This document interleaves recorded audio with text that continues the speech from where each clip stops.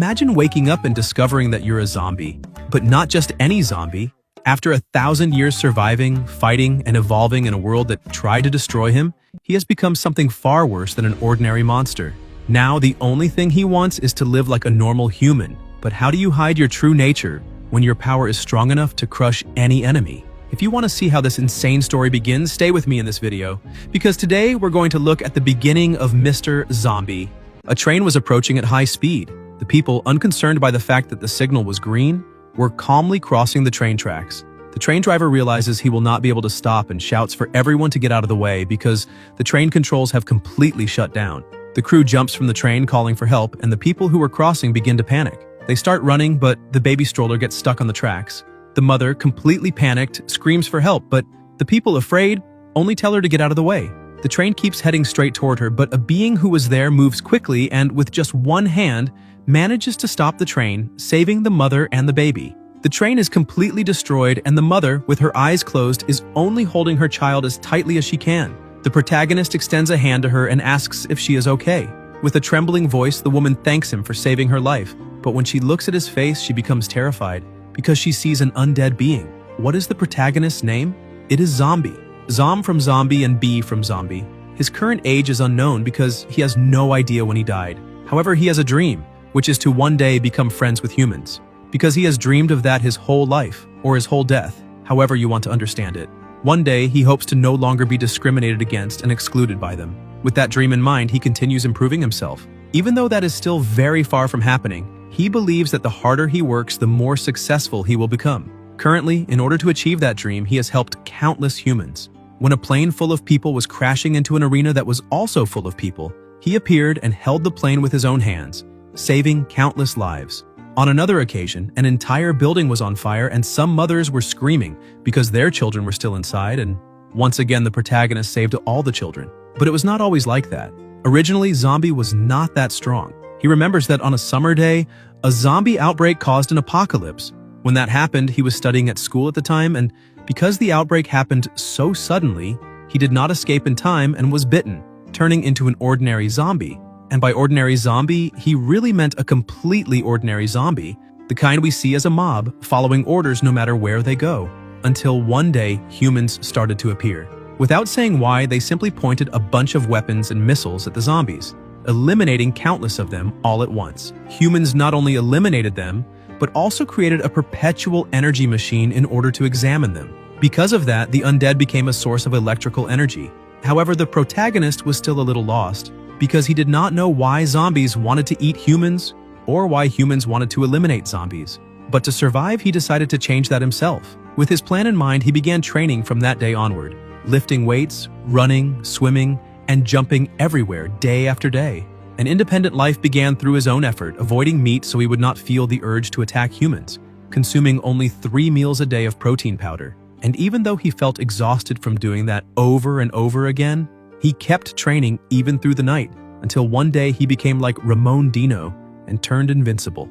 After gaining both strength and knowledge, he decided to live in a society created by humans. He continuously helped change their perceptions about zombies because he wants to live as a citizen, obeying the law and being a good zombie. Feeling a little hungry, he goes to the fridge and realizes all the food is already gone and now he needs to buy more. A short while later, inside a convenience store, the clerk greets the protagonist and asks if he is there to buy more supplies.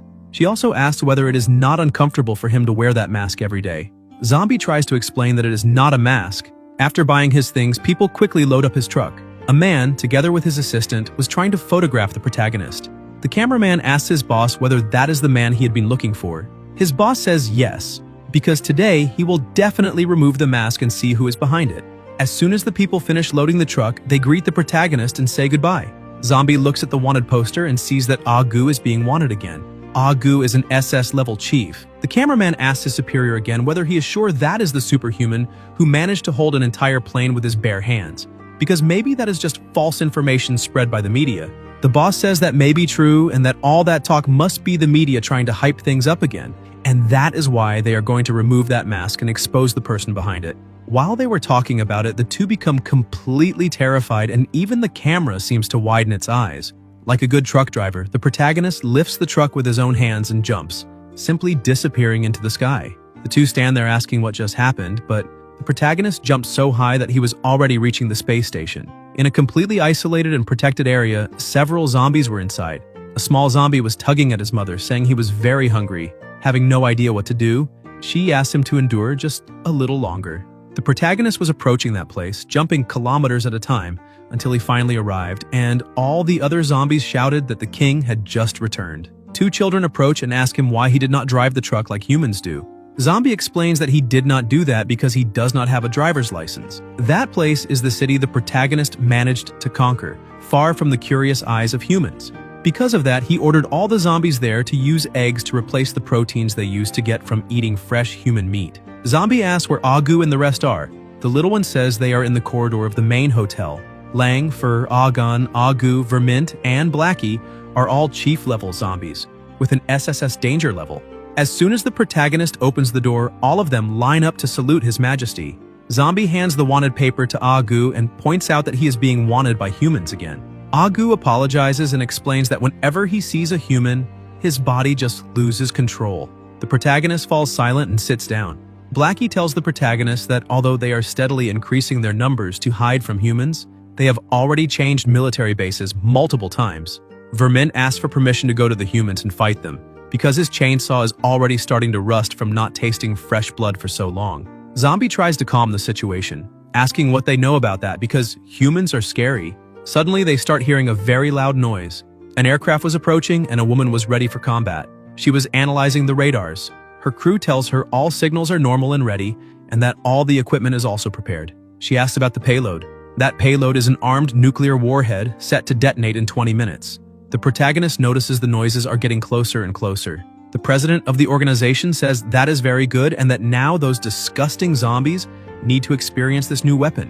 Vermint realizes that noise is from the humans and asks for permission again to go there and confront them, but the protagonist only asks him to stay there, explaining that he might lose control the moment he gets near humans. Therefore, they need to evacuate all the residents, while the protagonist himself will deal with the humans.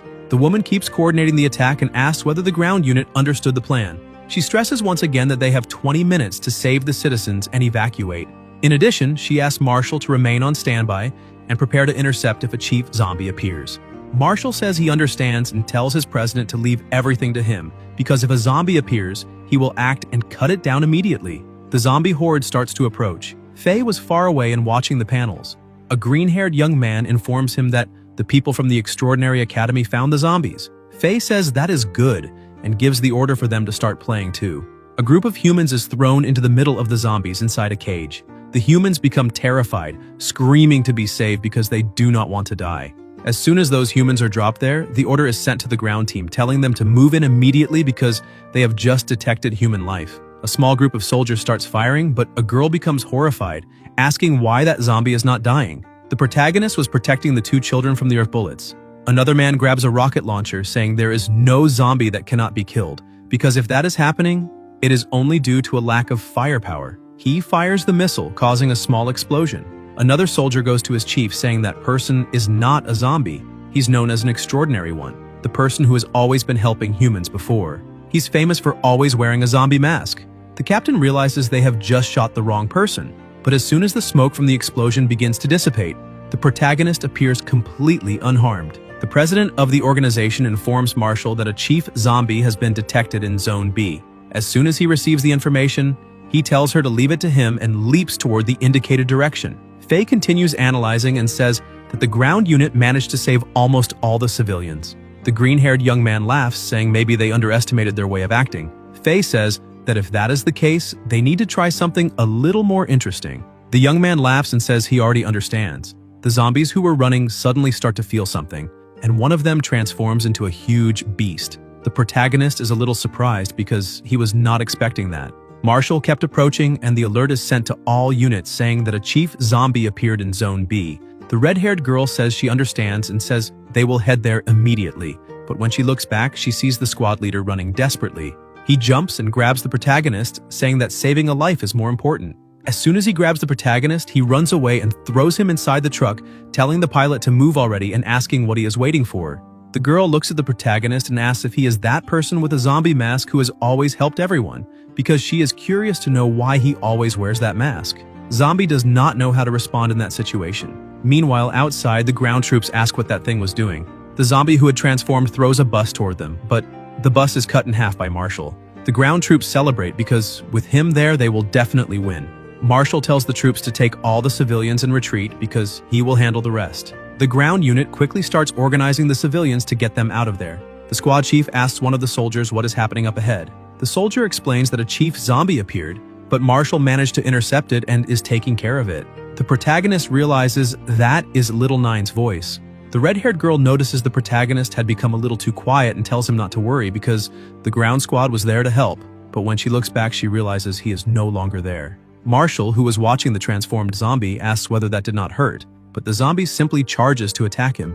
Marshall reacts quickly, saying that if that is the case, then he will help put an end to that pain. In a matter of seconds, he lands several slashes on the zombie, finishing it off without difficulty. Looking back, he tells the zombie that now it can rest in peace, but notices another person was there and asks whether it is a zombie. Zombie was only watching, saying nothing. The crew in the command center informs the president of the organization that they have just received a message from Marshall saying the chief zombie was defeated. She is happy and says he did a great job, asking the crew to register it as one of his contribution credits. The protagonist, who was still looking at one of his own kind, says that was not its fault and apologizes, saying they cannot control themselves. As soon as Marshall realizes the protagonist said they, he advances quickly saying all zombies must die. The girl tells the president to wait because they have just detected another chief-level zombie and asks why there is another one. But in less than a minute, the expression on her face changes and she says that unfortunately Marshall is already gone. The president is shocked and asks what she just said. Marshall was completely defeated and the protagonist did not have a single scratch on his body. The girl points out that Marshall's vital signs are already completely gone because he suffered critical damage. In addition, they still have not evacuated all the civilians. The president, feeling enormous pain from losing one of her best soldiers, loses control and quickly moves toward where her soldier was last seen. The crew panics, telling the president she's being too reckless because she should not go alone into places like that. However, she says she needs to see for herself how strong that thing is. Zombie notices she was approaching but does nothing. As soon as the president lands her sword strike, it breaks completely. She is startled, asking what that bastard is made of. Frightened, she retreats, and her crew keeps trying to get her to fall back, telling her she cannot act without warning them, because if she continues like that, they will not be able to send support to her. The girl asks if she is okay, and the president says yes. Zombie, who does not want to fight humans without a clear reason, tries to apologize, saying he has already done this once. The president is surprised to see that he can talk and says that apparently he must be some kind of mutant or variant. And if that is the case, she needs to deal with him in another way. She picks up the sword and prepares for another attack. The protagonist tries to stop her, asking her to listen to him for at least a little while, but she charges again, saying he can talk to Yama after she is done. She tries to attack him, but the protagonist moves too fast, dodging the blows with ease. Even so, she insists on continuing the fight and unleashes an extremely powerful slash, cutting through almost everything around her. However, once again, the protagonist dodges it. The president becomes even more irritated when she sees that mutation is playing with her. The ground troops manage to rescue Marshall, who even with his vital signs practically non-existent, was still alive. The crew informs the president that all civilians have already been evacuated so she can return now. However, they receive no response.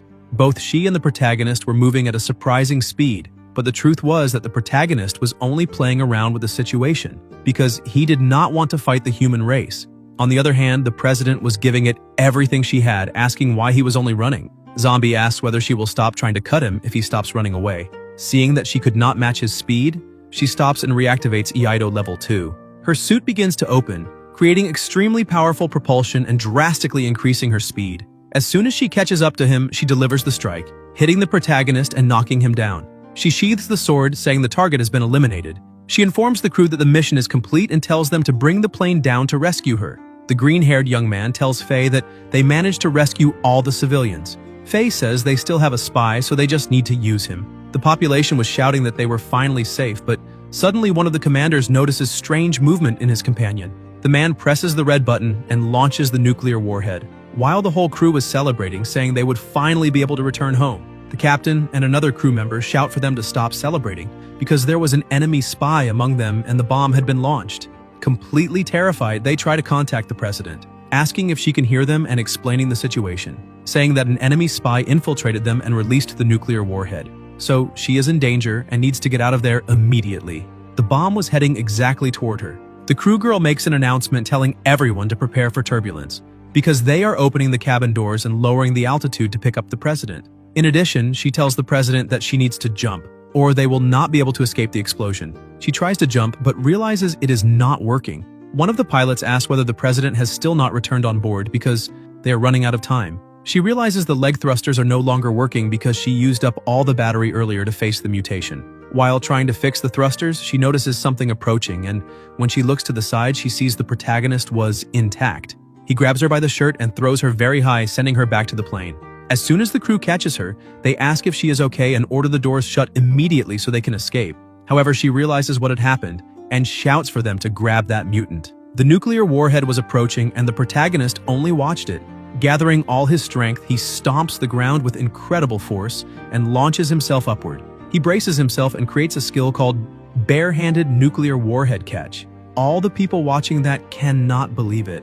A massive explosion happens, destroying basically everything within its reach. The president asks what just happened, but as soon as things calm down, she cannot believe what she is seeing. The Saitama of the afterlife was basically intact, with only a slight itch on his butt. Faye tells the green-haired young man that it is time to leave, but the young man warns that there is still a life signal in the blast area. Faye points out that this is not the first time they have fought against the Academy of the Afterlife, and it will not be the last. In addition, he promises they will get them next time. Inside the helicopter, the president was feeling a little uncomfortable. The crew asks what her problem is. Another person asks the crew to think about it a little, because the president spent all her time fighting zombies only to, in the end, be saved by one of them. The girl approaches the president and says that apparently there was a misunderstanding, and shows an image saying that guy is not a zombie. She explains that he is the masked hero who became famous some time ago. They themselves confirmed that he has lived in the city for a while and just likes to hide his identity with a mask. The president is stunned to discover that.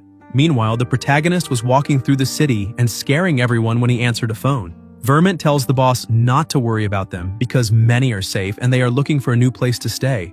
Zombie is relieved, saying that is very good, and promises to go find them as soon as they manage to locate a new place to stay. In the phone booth, some cameras from the city itself were pointed at the protagonist. As soon as he finished communicating, he hung up and went home, and again another camera was pointed at him. The girl tells the president that they managed to find the protagonist's whereabouts, but he looks at the camera as if he can see them. However, he decides to ignore it and goes into his house to train a little.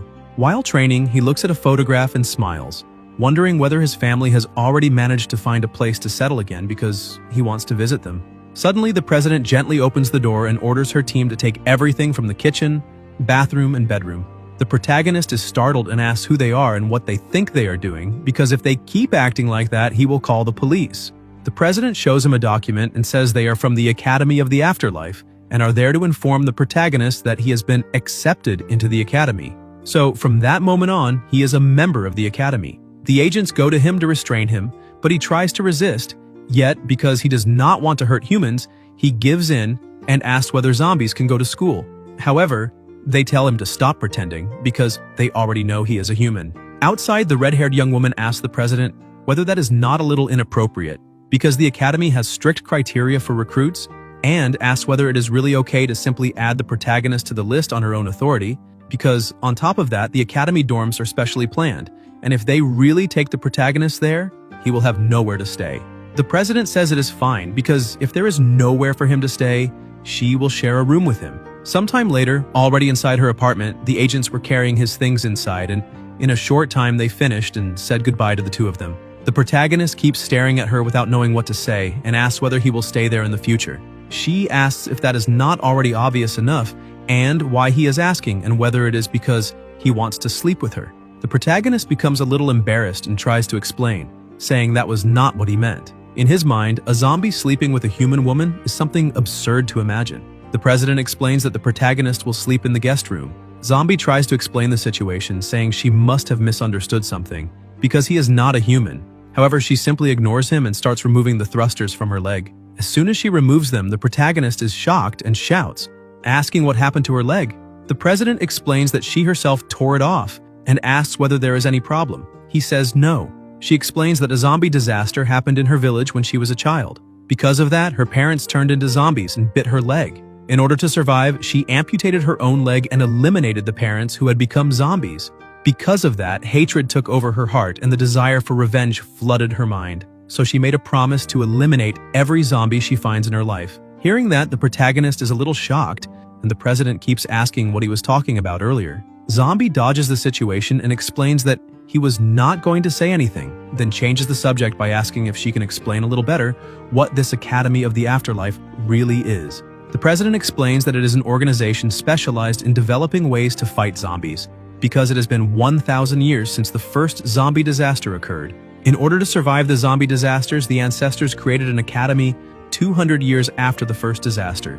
The sole purpose of the academy is to fight zombies. Over the years, countless talents were cultivated to help fight zombie disasters. The protagonist becomes a little confused, asking whether that really was established 200 years after the first zombie disaster. Because even though his memory is a little messy, he remembers becoming a zombie at the beginning of the first disaster, which means he has already been alive for more than 1,000 years. The president tells him not to forget to report to the academy tomorrow morning, because she already enlisted him through an external channel.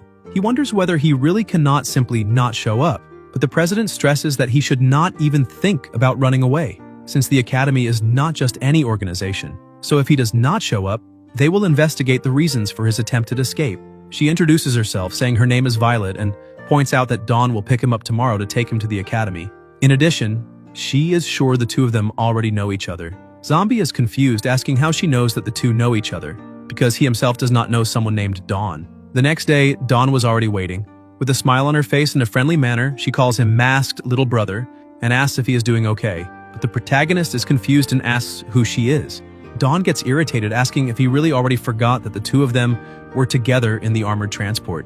Zombie is surprised and says he remembers, but that she was a little smaller then. She tries to stay calm, since it would be better for her not to start an argument with her future schoolmate, because he is nothing but an idiot. Irritated, she simply says they need to go quickly because it is already time for the admission exam. Zombie, still understanding absolutely nothing about what was happening, goes to her and asks whether he really needs to take an admission exam. She says yes and asks what kind of school does not have tests, then explains that this test is to evaluate both the physical skills and the special abilities he possesses to eliminate zombies. She gives an example and says that the world record for the 100-meter dash is 9.58 seconds, which means he would have to run at least 9.57 seconds to be classified. The protagonist says he understands and comments that apparently that is the level of the Academy of the Afterlife. Dawn asks what he thought it would be. The protagonist explains that he had imagined it would be an asylum and that everyone there would be crazy. Sometime later, in the middle of the field, a welcome sign was hanging and countless other candidates were there to take the test. Dawn tries to see, but since they were farther back, she complains that she cannot see anything from there. A man who was in front, irritated, tells her to be quiet because trash like her should stay in the back. But she does not take that and asks what his problem is. Zombie still cannot understand why he should take that stupid exam and asks her to explain how someone who lifted a plane in a human city needs to take a test. Dawn explains that even so, he still needs to take the exam because at that school there are many people who lift planes. Since that school was founded by the old government, everyone there is kept secret. Suddenly, someone starts approaching and asks everyone to remain seated. The old man goes to the microphone and greets everyone, saying he will be in charge of the exam. He introduces himself as President Chen, head of the sports department. He points out that it has already been 800 years since that school was established. During all that time, countless talents joined and left. Previously, the ancestors who fought against the zombie kings could cut entire mountains in half. But the point there is that they do not need to cut mountains. They only need to... Suddenly, someone interrupts him. Zombie starts smiling, saying he has a question. He asks what happens if a zombie is found inside the academy. President Chen says that is very simple. They will cut it apart limb by limb and then hang the rest of the undead on the academy gate so everyone can see. And finally, the zombies will be castrated. Upon hearing that he would be castrated, Zombie gets a bit more worried. Until then, losing an arm or leg was fine, but the family jewels are another matter. The protagonist asks whether they really were referring to castration, and the president says yes, that they would rip off that little thing hanging there. Sometime later, the exam begins, and the first test is the 100-meter dash. As soon as the start is given, one contestant runs with impressive speed. He is Wu Chengsu, and he ran it in 3 seconds. Even Zombie was impressed. The next test was target shooting. The president points out that shooting is the most basic skill for fighting zombies. If they can do that well, then they will ruin a zombie's life. But if they do it very badly, then the zombie is the one who will ruin theirs. In this way, the protagonist was dragged to that strange place and forced to learn how to fight zombies, in addition to learning daily theoretical knowledge about zombies. There are also training exercises. Dawn had mastered the art of shooting very well and with ease managed to hit the vital points of her targets. The protagonist watched how humans treated their own kind and thought that was not normal. The president says the next test is throwing. They need to reach 80 meters to pass and 100 meters to qualify. Thus, the protagonist was trapped there with that group of crazy people. In order not to draw attention, he was extremely careful to control his strength as much as possible. Chen, who is analyzing the protagonist's file, sees that his name is Zombie. His height is 182 centimeters and his weight is 72 kilograms. In addition, he only achieved the minimum score necessary to pass all the tests. But President Violet had warned that this person is very strong and specifically asked the president to give him special attention. He becomes confused because the president had said with her own words that that boy was very strong, and the only explanation he found was that the young man was deliberately pretending to be weak. With that, the exams continued. Chen Shu threw his spear, hitting a rather strange area, making Zombie feel the dummy's pain. But his strength was so great that the spear pierced through 3 dummies, broke through the protective fence, and hit a sign in the middle of the city. Chen says that the spear reached 32 kilometers, and because of that, Cheng Su is qualified, and he says the protagonist is next. Cheng Su looks at Zombie in a strange way. The protagonist picks up his spear and gets ready to throw, but the president shouts for him to wait. Chen walks over to the protagonist and asks if his name is Zombie, because if so, then he is the person brought in by the president of the swordsman department herself. In addition, she had said that the protagonist is very strong. However, based on the previous results, the protagonist had only managed scores at the passing level, so the only explanation is that he is deliberately hiding his true strength. In addition, the protagonist is also the same person who asked that question earlier. The president points out that all the people there are trying their best to qualify and none of them would dare hold back. Chen moves even closer, asking if Zombie really is a person. The protagonist gets scared and says there is no chance that is true, and assumes that yes, he is indeed a human. The president says that if that is the case, then it is better for the protagonist to show his full power for real. In addition, he points out that he will not ask the protagonist to reach 32 kilometers like the previous student. As long as he manages to reach 1/10 of that, he will qualify. Because if he cannot do that, then it will be clear that he is using some kind of trick to fool President Violet, and if that is the case, he will have no choice but to treat him as a spy and punish him immediately. The protagonist begins reflecting on all of that, and even though he does not remember many things from his past, all the people who chased him when he became a zombie came from that place, and he does not want to become fuel for that organization or an endless source of power generation. So he decided to just throw it as far as he possibly could. The president asked him to think very carefully about everything he has been through and everything he has been living for all this time. Zombie gets ready to throw and remembers all his training through all those years. The force released was so great that the ground around him begins to crack. The pressure in the area changes drastically and the spear is thrown with such force that it leaves the planet, passes through the space station, and hits the moon. The other competitors are thrown backward just from the pressure of the movement. Everyone there, including the president, is shocked by that. The spear pierces through the moon completely, causing an enormous crater there. The people who had been thrown backward begin to hit the ground, and the protagonist realizes what he had just done. Everyone there is completely shocked by the strength he showed. Dawn, excited, runs up to him asking if he saw the examiner's face and emphasizes that the protagonist really is very strong. She asks how far he managed to throw that thing, but he says he does not know exactly because he only tried his best, just as he had said he would. But as we already know, I think it went a little too far. After receiving his approval certificate, he asks if he can go back home. Dawn is surprised and asks why he would do that because with all the strength he showed, he could become a president. She asks whether he has any idea how much authority a department president has, but the protagonist is a little confused since he does not understand the hierarchy she is trying to explain. To explain the situation, she asks him to think about the president of the swordsman department, Violet. Not only can she command an army of troops, tanks, aircraft, and long-range cannons, but she also has access to nuclear weapons. On top of that, she holds the highest authority in a city of 30 million people.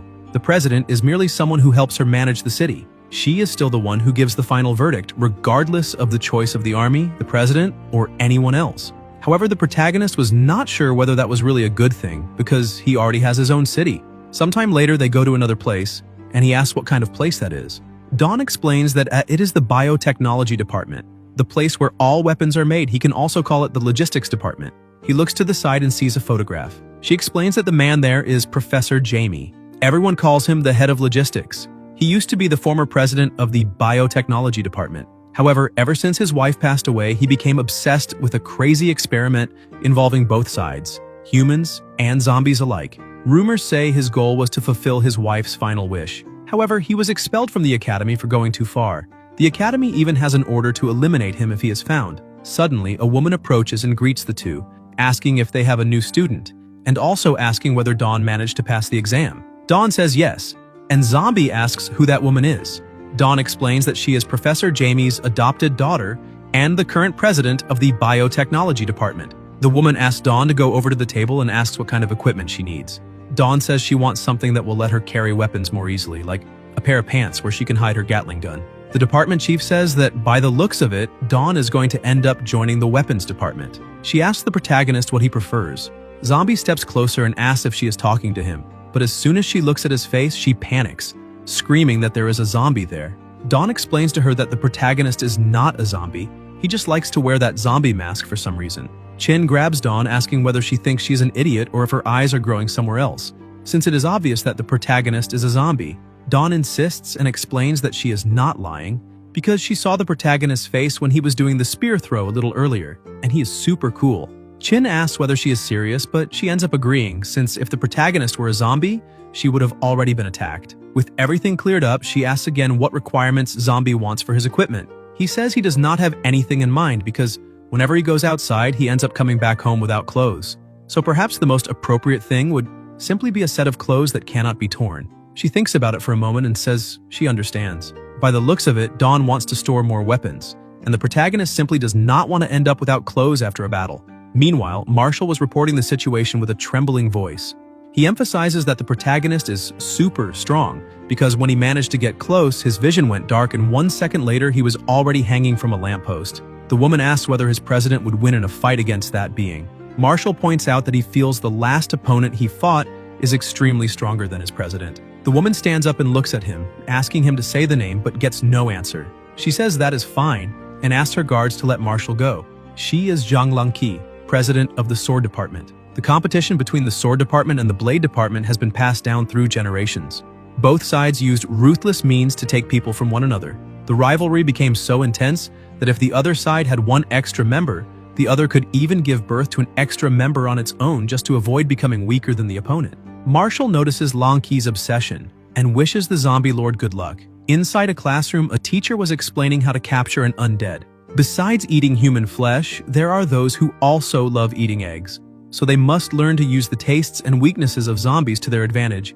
With that in mind, they can spread traps. While the teacher was speaking, the protagonist was completely focused on everything. Dawn is surprised and asks what he is doing. The protagonist says he is taking notes because he needs to share that with his family. She becomes even more confused because she does not know who his family is. Suddenly, an announcement is made telling everyone to pay attention and head to the gym immediately. Dawn finds that strange, because they had only had one assembly. A short while later in the gym, the students were gathered and she asks again what is going on there. Violet tells her to stay quiet and points out that the two of them were recommended by her, so they should not cause any trouble. Dawn looks at Zombie, who asks how he manages to eat even while wearing the mask. The man accompanying Langqi looks at the protagonist and tells his president that it is that boy. Although he seems a little slow, it is basically impossible to measure his strength just by looking. The man asks whether he should go over there and test him, and the president says yes. Suddenly, another person enters the gym. As soon as he enters, everyone bows respectfully except for the protagonist.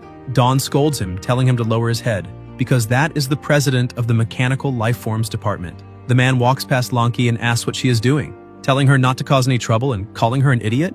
She says he can help himself as much as he wants because she's already leaving. Her subordinate is a little confused, saying that Zombie should be kept under surveillance.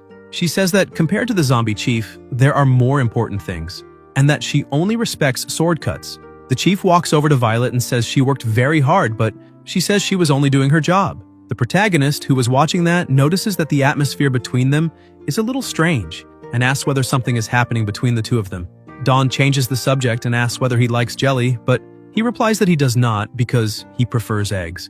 On top of that, he asks whether the chief is really that powerful. She asks if he remembers Professor Jamie, because the chief is the professor's masterpiece, an evolved version of humans. He was the only one to survive among the thousands of experimental tests carried out by the professor. After the professor was expelled, he created the Mechanical Life Forms Department.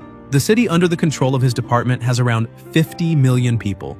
During the 10 years of his presidency, not a single zombie has appeared in the city he controls. That is because if he finds even a single zombie hair, he will exterminate the entire area until it is completely sanitized.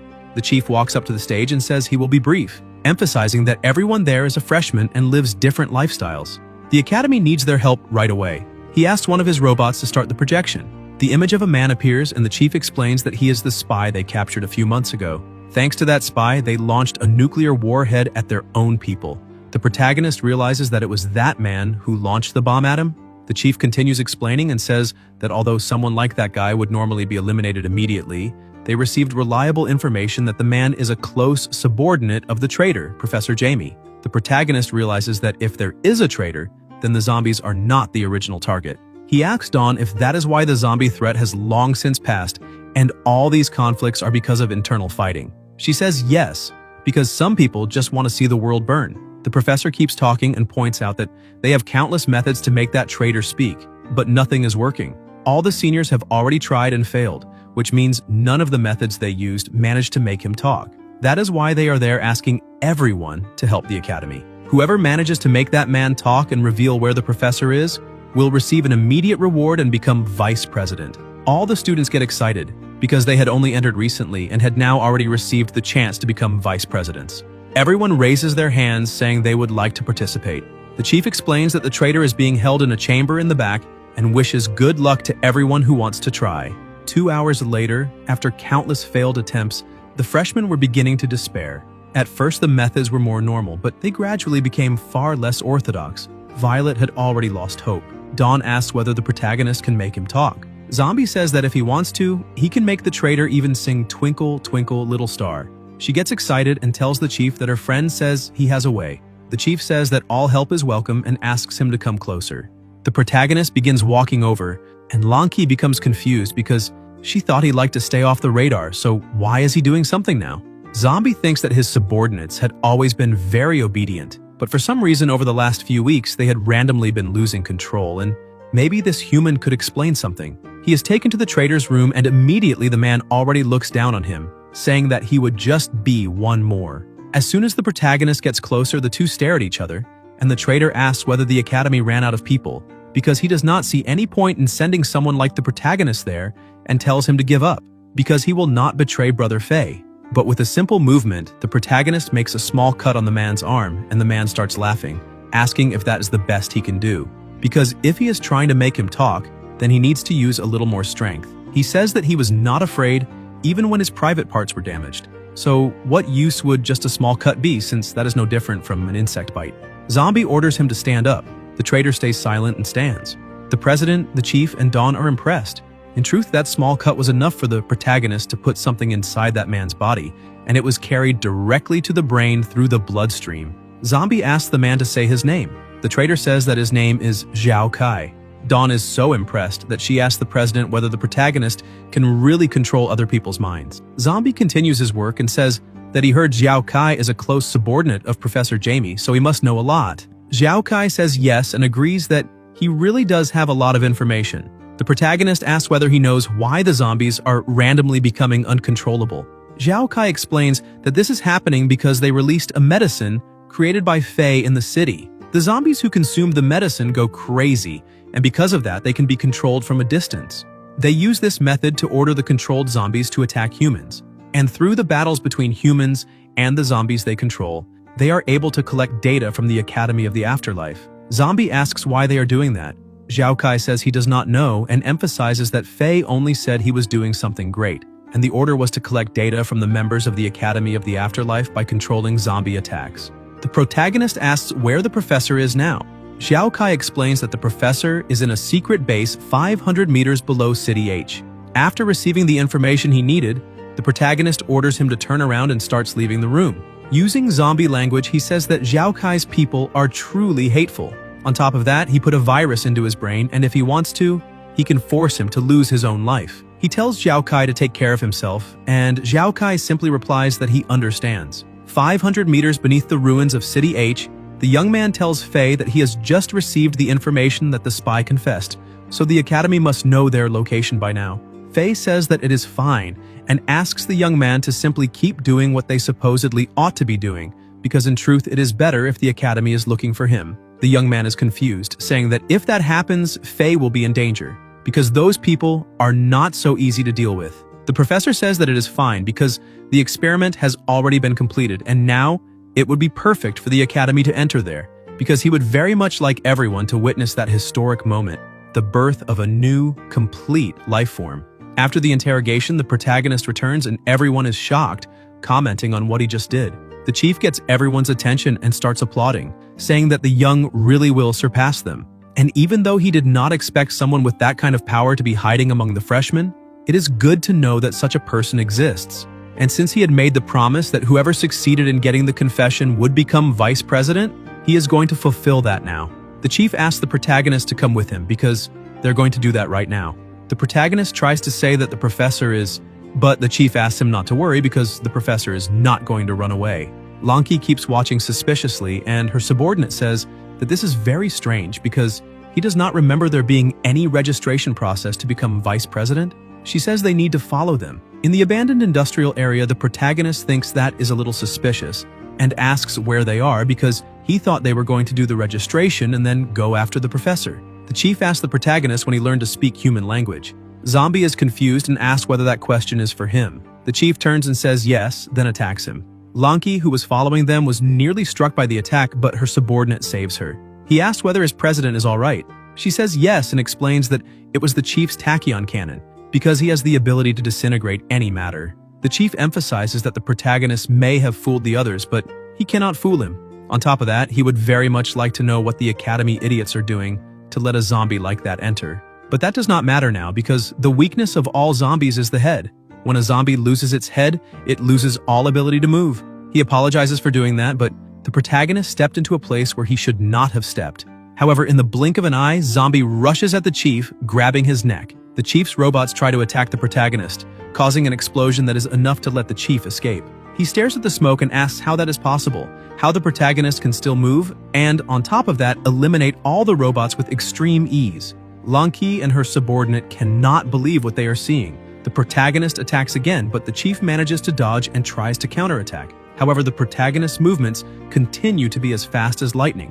They exchange a few blows and the chief pulls back. The president's subordinate says that the chief is in trouble, but she says no, that he is only beginning to get serious because men like him like to show off with big, flashy movements. That is why they need to move a little farther away before they get caught in the area of effect. But suddenly the protagonist's head regenerates completely, leaving both the president and her subordinate in disbelief. Zombie tells the chief that he does not want to hurt him and asks whether they can talk. But the chief notices a small scratch on his neck and says that the protagonist probably wants to control his mind too.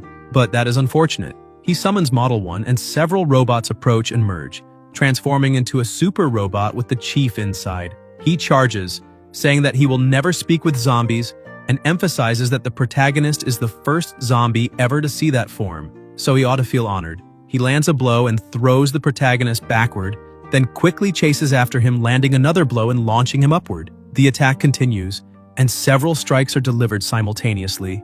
The chief screams that all zombies must die, and with his final attack, he unleashes an overwhelming amount of energy, pulverizing everything in front of him, and emphasizes that after that, nothing and no one would survive. But Zombie simply comes walking back. The chief cannot believe that is possible. Irritated by the situation, the protagonist lets out a terrifying roar, changing the atmosphere of the place. His face, his body, and even his hair all appear completely. The chief asks what the protagonist really is. The amount of force released creates a vortex in the sky that covers the entire city. Dawn screams that something is wrong in the sky. Lanki realizes that it does not look good at all. The population also notices that the sky is growing dark and asks what is happening there. Zombie calls the chief a mediocre little human and points out that he already gave many chances to resolve everything peacefully through conversation. But since all of those chances were thrown away, now he only wants to know one thing. How would the superhuman, the evolved life form they keep talking so much about, like to die? Lanki screams that she's getting a threatening feeling and that the protagonist's personality has turned around 180 degrees. Frightened by that situation, the two of them run away. The chief mocks the situation, saying that ever since he was born, he has never felt threatened by another being. So he would like to know who the protagonist thinks he is to speak to him like that. Confident, he calls Zombie to battle because he does not believe he can be defeated. Lanki and her subordinate continue running desperately. The subordinate warns that he checked the academy database, but there is no record of a zombie like that. She says she has never seen anything like it either. He asks what they should do because since they are already a reasonably long distance away, perhaps they are safe. But suddenly something passes by them at terrifying speed. The two manage to dodge, but realize that the danger level is very high because they are fighting in the city's new district. However, what passed by them was only what remained of the chief. The protagonist walks over to him and looks at that pathetic life form. The chief, completely desperate, calls for models 2, 3, and 4, but all of them are destroyed with ease. The explosion throws the three of them back, and the chief says to her that that zombie is very dangerous, so he needs help. Lanki asks whether he has gone crazy and questions why he provoked that to begin with. Since there was not the slightest chance they could defeat such terrifying and absolute power, their only choice was to split up and run. However, the chief had already gone too far. He had enraged someone who should never have been enraged. Zombie channels his strength into his hand, and the president asks what he is planning.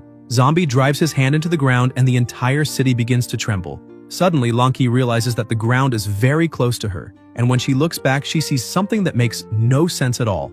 The entire city was being lifted by the protagonist. The people around ask what is happening, and Dawn screams that the city's new district is floating in the sky. Zombie had lifted the new city completely. He dashes after his prey and starts dragging the chief across the ground, asking whether he can now understand the feeling of being threatened. On top of that, he points out that the chief had always been right.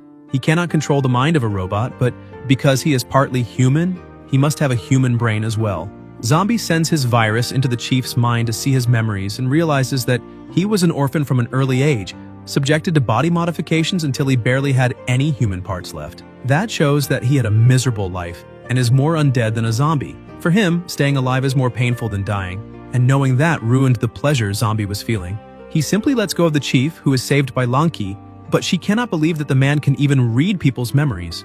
The protagonist simply disappears and runs to his room to grab his things. He had already returned to his normal form, but he was a little upset because he had lost control of his emotions again, and taking that form is a little frightening to him. But he only needs to remember that he is a good and friendly zombie. As soon as he retrieves his things, he closes the door and runs off, saying goodbye to the humans. But in the middle of the way, Violet asks where he was going. He's a little upset because he did not want to silence a witness. He turns to attack her, but decides to stop the attack. She shows him documents proving that the protagonist has now been promoted to the position of vice president. So from that point on, he is officially the vice president of the Academy of the Afterlife. He asks whether that really is the chief's signature, and she says yes. The protagonist, still confused, asks whether the chief did not say anything, and she explains that the chief had said the protagonist is a very good human. On top of that, she wanted to wish him good luck, because she is waiting for the day when he can become a president. Because when he manages that, then he will be able to accomplish whatever it is that he is trying to do there. Meanwhile, in the infirmary, Lanki was completely irritated, asking why the chief, even knowing that the protagonist is a zombie, allowed him to continue there. He explains that it was never about whether he is a zombie or a human, and admits that he needs that man's strength if he wants to capture the professor. But she questions what will happen if the protagonist loses control again. The chief points out that it really does not matter, and asks whether she made the preparations. She says yes, and he promises that this time he will erase every trace of the professor for their sake. Vermint gathers all the zombies and says he has information that the king is being held hostage inside the human city. He emphasizes that the king is the only help they have in that world. So what will they do if they lose that king? All the undead say that they need to eliminate the humans to save the king. Blackie asks whether Violet is some kind of idiot because the king does not need anyone's help. Agu asks whether they should do something to interrupt that. Blackie says that unfortunately, if it is not the king himself, no one can stop it. On an aircraft carrier in the middle of the sea, the chief asks everyone to listen, because that is a direct order from Central Command. He explains that they only have one chance, so they need to capture the professor at all costs. Dawn, who was walking with the protagonist, says that place had been abandoned for a long time, and she did not imagine they would be able to keep it so well maintained. Suddenly, an army appears in front of this protagonist, saying that they are Regiment 56 and are reporting for duty. On top of that, they would like to salute the new powerful leader, Vice President Zombie. They emphasize that they are part of the command center of the 4th Division, and that from that day onward, they will follow the protagonist's orders. The troop commander says that they currently have 12,000 soldiers on standby and asks the protagonist to confirm. Zombie walks up to the commander and asks whether he is really saying that they will do anything he tells them. The commander says yes. The protagonist asks how far that goes and asks what would happen if he told a soldier to kill himself. The soldier grabs a grenade, pulls the pin, and says that the vice president's words are absolute and that it would be an honor to die for him. Zombie tells him to stop because that was only a test and a joke. He grabs the grenade and throws it far away. A man standing on top of one of the tanks says that, by the looks of it, this is just some insignificant side character, and asks whether the vice president's name is Zombie, because he had been wondering why they had sent someone strong, but the point is that he really does not understand why they sent someone as weak as the protagonist to protect such an important place. However, he says that it does not matter and introduces himself by saying that they came from the Stainless Steel Academy near the Academy of the Afterlife, and were sent there to help the protagonist capture the target. Dawn is shocked and asks whether they are not the 2 leaders of the Steel Blade Department of the Stainless Steel Academy, President Bang and Vice President Chui. Somewhere else, another person was a little confused, saying that originally that is an internal matter of the Academy of the Afterlife, so he cannot understand why his superiors sent him to help. But in the end, helping others is something normal. However, he does not understand why they promoted a rookie to vice president and let him protect such an important strategic location. Lanky tells Gang to stop that and says that they were invited to be there to help, not to snoop into internal affairs. As an outsider, he has no authority to question the chief's decisions. At the chief's side, another person says that this is also an important part of the mission and that they are responsible for the attack, but the rookie is blocking the exit. On top of that, north of the city, there are major roads with many exits, so he would like to know why they sent only a rookie vice president to protect such an important location. The chief replies that it is because that rookie vice president can take down anyone in the blink of an eye. The man just smiles and says that apparently he is still bluffing, and asks whether he needs to remind him how strong he is. However, he says that in any case, everything is fine, because he also sent 2 members from their academy to help protect the exits, so there is nothing to worry about. The young boy tells Faye that they are already surrounding an entire city. The professor asks him to release the zombies. As soon as they release the zombies, they realize that something strange has mixed in with them. The first wave of zombies is quickly eliminated, and the 2 outsiders say that it was too easy and offered no challenge. The protagonist looks at the zombies that were eliminated and says that they are not from his tribe. Dawn merely pretends she did not hear anything. One of the outsiders walks over to the protagonist and says that by the looks of it, he realized that he is not needed there, so he can simply leave and let them take care of that place, since weaklings like the protagonist ought to go back to playing with children's toys. Dawn steps in front of him, yelling that the weaklings there are them, and asking whether he knows when to shut his mouth. But the 2 outsiders ask who allowed her to speak, and she ends up hiding behind the protagonist. Vermint appears, and Zombie asks what he's doing there. The young man starts laughing, asking what that thing is, because all of his stats are maxed out. But it is beautiful to watch, because that is the first time he has seen a chief with such a high level, and because of that, he only needs him to put on a good show. 2 hours earlier, Vermint met another subordinate who handed him gasoline and said that now there is nothing left to do there, then ran off saying that he would not dare go against the king's orders, so he is heading back first and wishes him good luck. Vermint tries to convince him, saying that everything will be fine as long as the king does not find out, but when he sees that he has simply been abandoned, he says that he does not need anyone else to eliminate all the humans. And before starting his plan, he pulls in air forcefully and ends up absorbing that toxin, which is quickly detected by the young man. Returning to the present, the protagonist was confused seeing that his subordinate was drinking gasoline. Right after that, he turns on the chainsaw and lets out a terrifying scream, shattering all the nearby windows. The pressure of the scream alone was enough to throw tanks and people backward. Vermint screams that humans are fools and calls everyone to come play a little with his chainsaw. The 2 outsiders start smiling, saying that finally something interesting appeared, because his roar alone almost made their ears explode. The protagonist grabs his friend and runs away. She asks why they are retreating, because they still have the help of the 2 department leaders. But the protagonist says that it is impossible for those 2 to defeat him. She asks what kind of joke that is, how 2 people as strong as those could not defeat just 1 zombie. The protagonist says he is not joking. They do not understand that being's strength because he has an immortal body. The 2 outsiders start laughing, seeing that whenever a strong enemy appears, the protagonist just runs, which proves that he really is trash. Chui asks President Bang to let him handle it. The president agrees, saying that will save him effort, but 1 second later his companion is struck and sent flying very far away with just one blow. Vermint appears in front of Bang and asks how he would like to die. Their battle begins, but the truth is that Bang was being completely humiliated. The green-haired young man starts laughing, saying that it is incredible because that monster is simply very strong. The captains were being completely humiliated by him. Vermint was toying with his prey. Meanwhile, the protagonist was watching everything from the top of a building.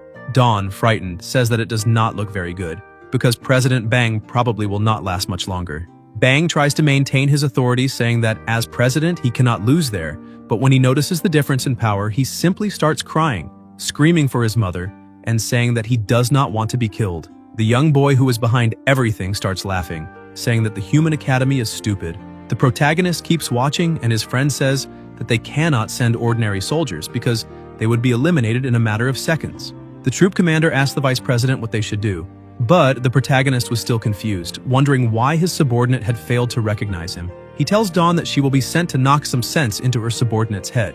However, she immediately refuses, asking whether the vice president has gone mad and whether he did not see how strong that guy is, because even President Bang was completely humiliated, which makes her ask whether he wants her to become food for him. But Zombie asks her to hold out her arm and simply bites her. She's startled and asks whether he is taking advantage of the situation to control her mind. But the protagonist explains that it is not like that and asks her not to hit him too hard. The president was still begging for his life, saying that he was wrong and should not have made fun of him. Suddenly something strikes Vermint. Dawn calls him Chainsaw Rat, saying that that guy was not fun. Vermint looks back and asks who was approaching, but all that could be heard was her laughter. Dawn had received the protagonist's power and, while dragging her weapon, asks whether he would not like to play a little with her. The zombie cells spread, and genetic nucleotides were replaced. Vermint starts laughing and asks whether she really said she wanted to play with him, asking who she thinks she is.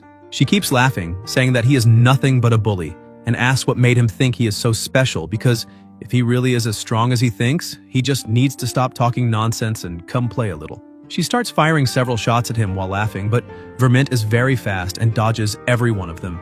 The two captains were getting ready to run. Dawn approaches her opponent and takes out 2 grenades, saying that those are her sweet desserts before the main course, causing a small explosion. But Vermint remains intact and asks whether that was some kind of attempt to tickle him. She grabs a shotgun and fires at him, but nothing happens, which only leaves her even more excited by the situation. The squad commander asks the vice president what exactly he did, and he explains that it slightly modified her genes, but by the looks of it, she can still become even more powerful. Vermint admits that the last attack hurt a little, and she starts laughing even more, saying that she is loving that feeling. Bang and Chewie were completely terrified by the display of strength from those two. Vermint charges again, asking whether she thinks she can inspire fear with that insignificant strength. But Dawn was getting used to her new power and lands a direct blow on him, sending the opponent flying far away. Chewie says that the girl is very powerful, so why did she pretend to be weak before? Dawn keeps getting more excited and says that now it is time to use the Bang Bang Bazooka. Vermint is completely shocked and, feeling some pain, starts drinking more fuel and says that now everything is great and he wants to keep going.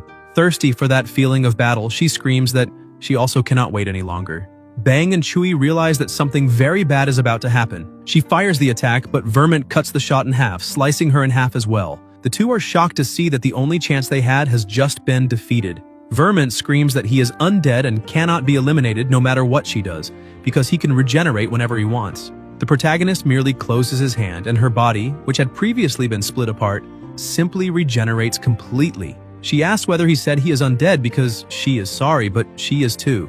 Bang and Chewie become even more terrified when they see her regenerating. The two of them remain there for a while, and she says that she really wants to keep playing.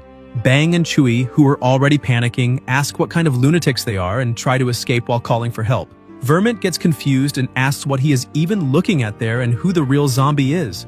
The protagonist, who had been watching, says that he did not expect Dawn to become so powerful after the genetic mutation. However, all of her bones are cracked and her muscles are tearing apart.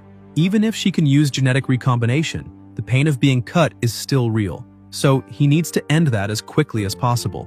In a serious tone, the protagonist tells Vermint that even though he disobeyed orders and did not stay home, it would be better for him to stop before he gets disciplined. Dawn, who was getting more and more excited by that battle, rushes forward and lands a direct hit, sending her opponent flying very far away. She continues her attacks, putting her weapon in a rather unpleasant place. Vermint asks her to stop hitting him and shouts that he surrenders, saying that he will leave. Everyone just watches that scene and she decides to grant his request, lowering her guard. But Vermint uses a sneak attack and lands a direct hit, sending her flying far away. The protagonist gets irritated by that and asks why Dawn believes everything her opponent says, questioning why she lowered her guard. He points out that when she relaxes her vigilance, things return to normal. With a trembling voice, she says that she did not know.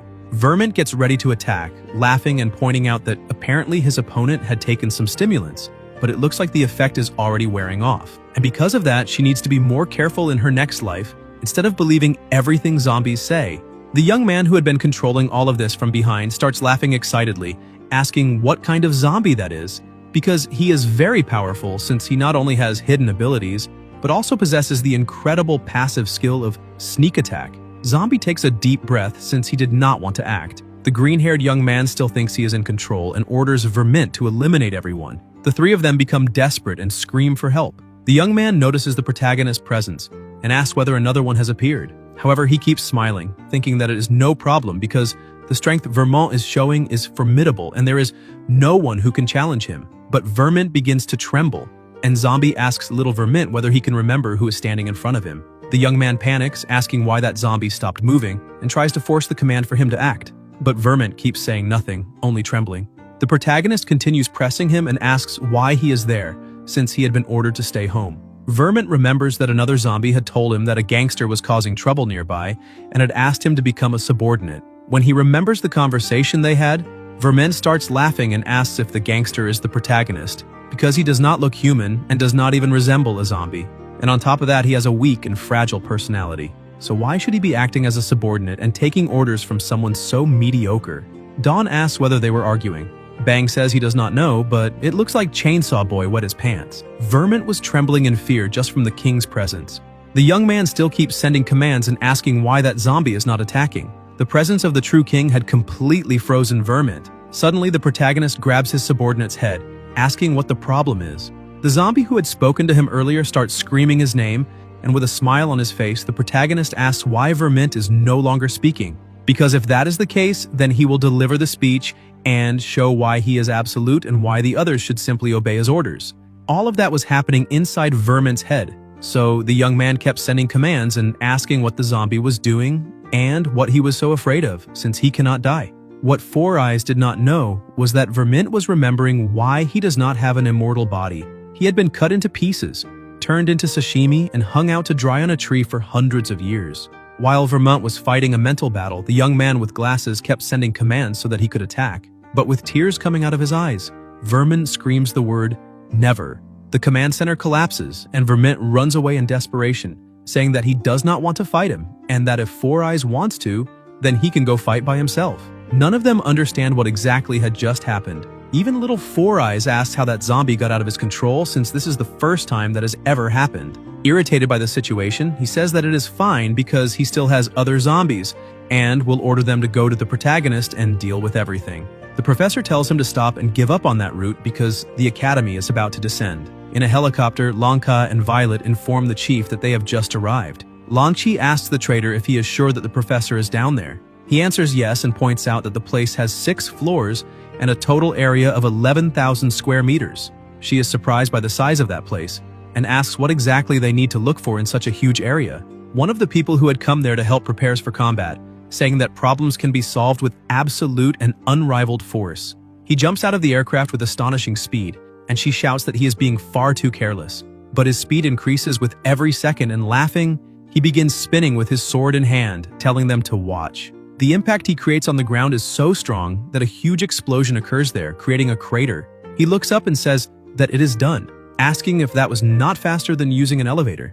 Lanki says that men are all the same, because they only use their muscles to solve every problem, and asks whether they do not know how to use their brains from time to time, because that could have been a trap, and they would have had no way to retreat. The chief explains that in the face of absolute power, all scenarios are the same. He also jumps from the helicopter, saying that he will leave the second line of defense to the two of them. Lanki gets irritated again, saying that one is worse than the other, and asks whether there is anything else in those stupid heads besides blowing things up. The Academy soldiers enter and start searching every location. A few minutes later, they report to the chief that areas 1 and 2 are clear. Gang asks if they escaped, but the chief explains that this is impossible since he sealed every route in and out of the city, whether by land, water, or air. Not even a tiny mosquito would get through unnoticed. Lanky outside is completely irritated, asking why they should wait there while the others go down to catch the bad guys, because if they work together, they would not be weaker than them. Violet asks her to calm down and stop complaining, since those men are superior to them. But Lanky was so offended that she said she would curse the two of them with bad luck. While all of that was happening on top of a building somewhere, the young man tells Brother Faye that they have entered. The professor tells him to begin executing Plan A. Gang arrives at a tank that has a note on it saying Zombie King inside. Confused, he takes the note in his hand and asks what that could possibly mean. On another note, it says that there is a Zombie King inside and that he is extremely dangerous, but that if he is a man, he should just open it. As soon as he reads the message, he feels mocked and asks one of his soldiers to blow it up immediately. However, the chief of the Academy of the Afterlife tells them to wait and emphasizes that they are there to capture a person and do not need to take those risks. Four Eyes tells the professor that unfortunately, Plan A did not work. Faye moves on to Plan B and activates a bomb that had been planted in the tank, causing an explosion. Gang asks whether that can really be called a trap. Four Eyes warns that the tank is open, and the professor starts laughing, saying that that day marks the beginning of the end of all humanity and that now it is time to welcome the dawn of a new, great species. He calls his creation out, saying that it may take all human lives, including his own. As the dust from the explosion starts to settle, people realize that there really is something there and ask whether that is the Zombie King. However, the zombie inside was only a child, leaving everyone unable to believe what they were seeing. The chief of the Academy of the Afterlife tells his friend to be careful, because it would not have been a problem if their opponent had looked strong from the beginning. The real problem is when they appear weak and helpless, like a child. So he must not underestimate it, because he himself has already been in that kind of situation many times. But Gang simply ignores everything and uses the steel blade slash to attack. The chief shouts that he already knew that was going to happen, asking everyone to run. Gang succeeds in cutting the little zombie in half, but he simply turns into two and then joins back together again. The two chiefs do not understand what is happening there. The young man with glasses asks his assistants to release the zombies in the camps while those two are distracted. A horde of undead appears, but Lanky and her two companions were on the upper side. The young man shouts that there are too many of them and that this is bad, and immediately offers to form the line of defense. But Lanky says he does not need to worry, telling him to just stay back and watch, because she would like to warm up first since important jobs need to be handled by professionals. Letting her hair down, she takes a thin sword and begins quickly eliminating all the monsters around her. In a matter of seconds, that horde had been completely annihilated. Striking the heroic pose everyone expects, she says that if those villains thought they could cause chaos, then they will have to come up with a new plan. Four Eyes becomes completely furious, saying that that stupid witch eliminated all the zombies they released, and that if he still had that chainsaw zombie, none of this would be happening. Agu and Blackie were watching that situation. Agu, somewhat embarrassed, says that Blackie needs to keep it a secret, that they have to wear masks to keep the zombie virus away. Blackie tells him not to worry, saying he will not tell anyone. He walks over to one of the zombies and shows him a picture of Vermint, asking if he has seen that other zombie before. But the foreign zombie only smacks the paper and shouts at him to get out of there. Blackie is impressed to see that outsider zombies are very rude. Agu points out that he is a little scared by the situation, because if they do not return with Vermint, the king will punish them. Blackie tells him not to panic and says that they will manage to find him and get back in time. Meanwhile, down underground, the prince of the zombies starts saying that he wants to play a little. The chief tells Gang that apparently that little zombie is mocking him. Gang gets so irritated that he charges in, saying that now he will resolve the situation, but no matter how many attacks he makes, nothing is effective against the little zombie. Gang becomes even more irritated and tells the zombie to stop running away and fight like a real man. The little zombie takes the pacifier out of his mouth and his body begins to change drastically, transforming into a beautiful woman. The two of them are shocked, asking how that is possible. Now they can call her the Queen of the Zombies. She points out that now she is ready and can play a little more seriously. With a smile on her face, she asks what the problem is and calls the two of them to come play with her. Gang remains irritated and threatens her, saying that he will cut her into pieces, and charges again to attack her, but she simply stops his sword with one finger. Frightened by that, he screams for help. Very quickly, the chief of the Academy of the Afterlife prepares himself and uses Model 1 to attack, but in 1 second he is struck by a blow and thrown very far away. Agu asks what that sound was. The chief was thrown so far that he smashed through a building and landed several kilometers away, ending up right in front of the two of them. They are surprised to see that that being is a human. Agu asks whether they should help him, because it looks like that human is about to die. But Blackie scolds him, asking what is wrong with him, because they are zombies. Suddenly, another explosion happens and Lanky realizes that the other man who had been thrown far away is the chief of the Stainless Steel Academy. Violet is frightened and asks what is happening down there. Gang, already out of strength, tries to speak but cannot. Lanky asks what he is trying to say. The zombie queen was bored because they were far too weak. Meanwhile, on the other side of the city, the protagonist was having a barbecue. Bang points out that he had already grilled chicken and slices of meat before, but that this is the first time he has ever seen anyone grilling eggs. The protagonist laughs and says that he really likes eating eggs. After that small display of power, Bang started treating the zombie president with respect and offers him some tea. But after tasting it, the protagonist says that the tea tastes a little dry. Bang turns toward the army and shouts at them, asking who the lazy one was that made that tea. They say they will immediately send aircraft to fetch the finest Shejing tea. Suddenly, a strange sound echoes through the city and Dawn asks what that sound was. The zombie queen, wanting to keep playing, stands up and looks at the two presidents. Violet points out that that zombie seems a little different from the ordinary ones they fought last time and that perhaps they have a very big problem to deal with. Because of that, they need to set aside their indifference toward each other, since they will have to join forces to try to deal with that threat. The queen approaches slowly. Dawn points out that there had been explosions coming from underground the entire time, but that last sound seemed much closer. The protagonist gets up and says that he is going to take a look. Meanwhile, the two women were trying to face the queen, but they were being completely overwhelmed. The queen mocks the situation, saying that their speed is pitiful, but Violet counterattacks with a direct strike. However, the queen says that besides speed, their strength is also very low. Gang manages to recover and calls for the support suit, and armor forms around his body. That draws the queen's attention, and she says that now things seem a little more interesting. Lanky continues trying to attack with her speed, but all of her attacks are useless since the queen dodges everything easily. Gang shouts for the two of them to hold that monstrosity off a little longer while the armor keeps transforming over his body, creating the Steelheart Mark I. Violet tells the queen not to underestimate them. The two women prepare for a joint attack. However, the queen begins changing her body again, transforming back into a monster. With just the impact of her blow striking the ground, she sends the two of them flying away. She quickly moves toward Gang, saying that she wants to settle it with a single blow. The two of them prepare and unleash their attacks, but once again, Gang gets the worst end of it and is hurled very far away. Even so, he stands up again, telling the zombie to come at him. The two presidents, completely frightened, ask what is happening with that thing. Gang and the monster prepare again and collide with their attacks, creating terrifying pressure. The force is so great that an explosion occurs, drawing the protagonist's attention. Half of Gang's body had been destroyed, and the zombie says that unfortunately the human lost. Even without strength and with his body trembling, the chief of the Stainless Steel Academy refuses to admit defeat. The zombie says that apparently that human is the type who refuses to admit defeat until he sees the gates of hell with his own eyes. The protagonist group approaches a place, and Dawn asks whether that really is the location and what could be hiding there. The protagonist senses a very familiar smell and looks in the direction where the main battle is taking place. The zombie realizes that Gang truly is not going to surrender until he shows his true power. So he begins modifying his body once again and transforms into a young man, asking what he thinks of that new form. The two presidents cannot understand what is really happening, since that zombie keeps transforming again and again. Four Eyes becomes desperate, telling the professor that they have completely lost control over the monster. But the professor says that it is fine because that is the true zombie. Since the king is the protagonist and a zombie turned back into a man, he says that he will call him Prince.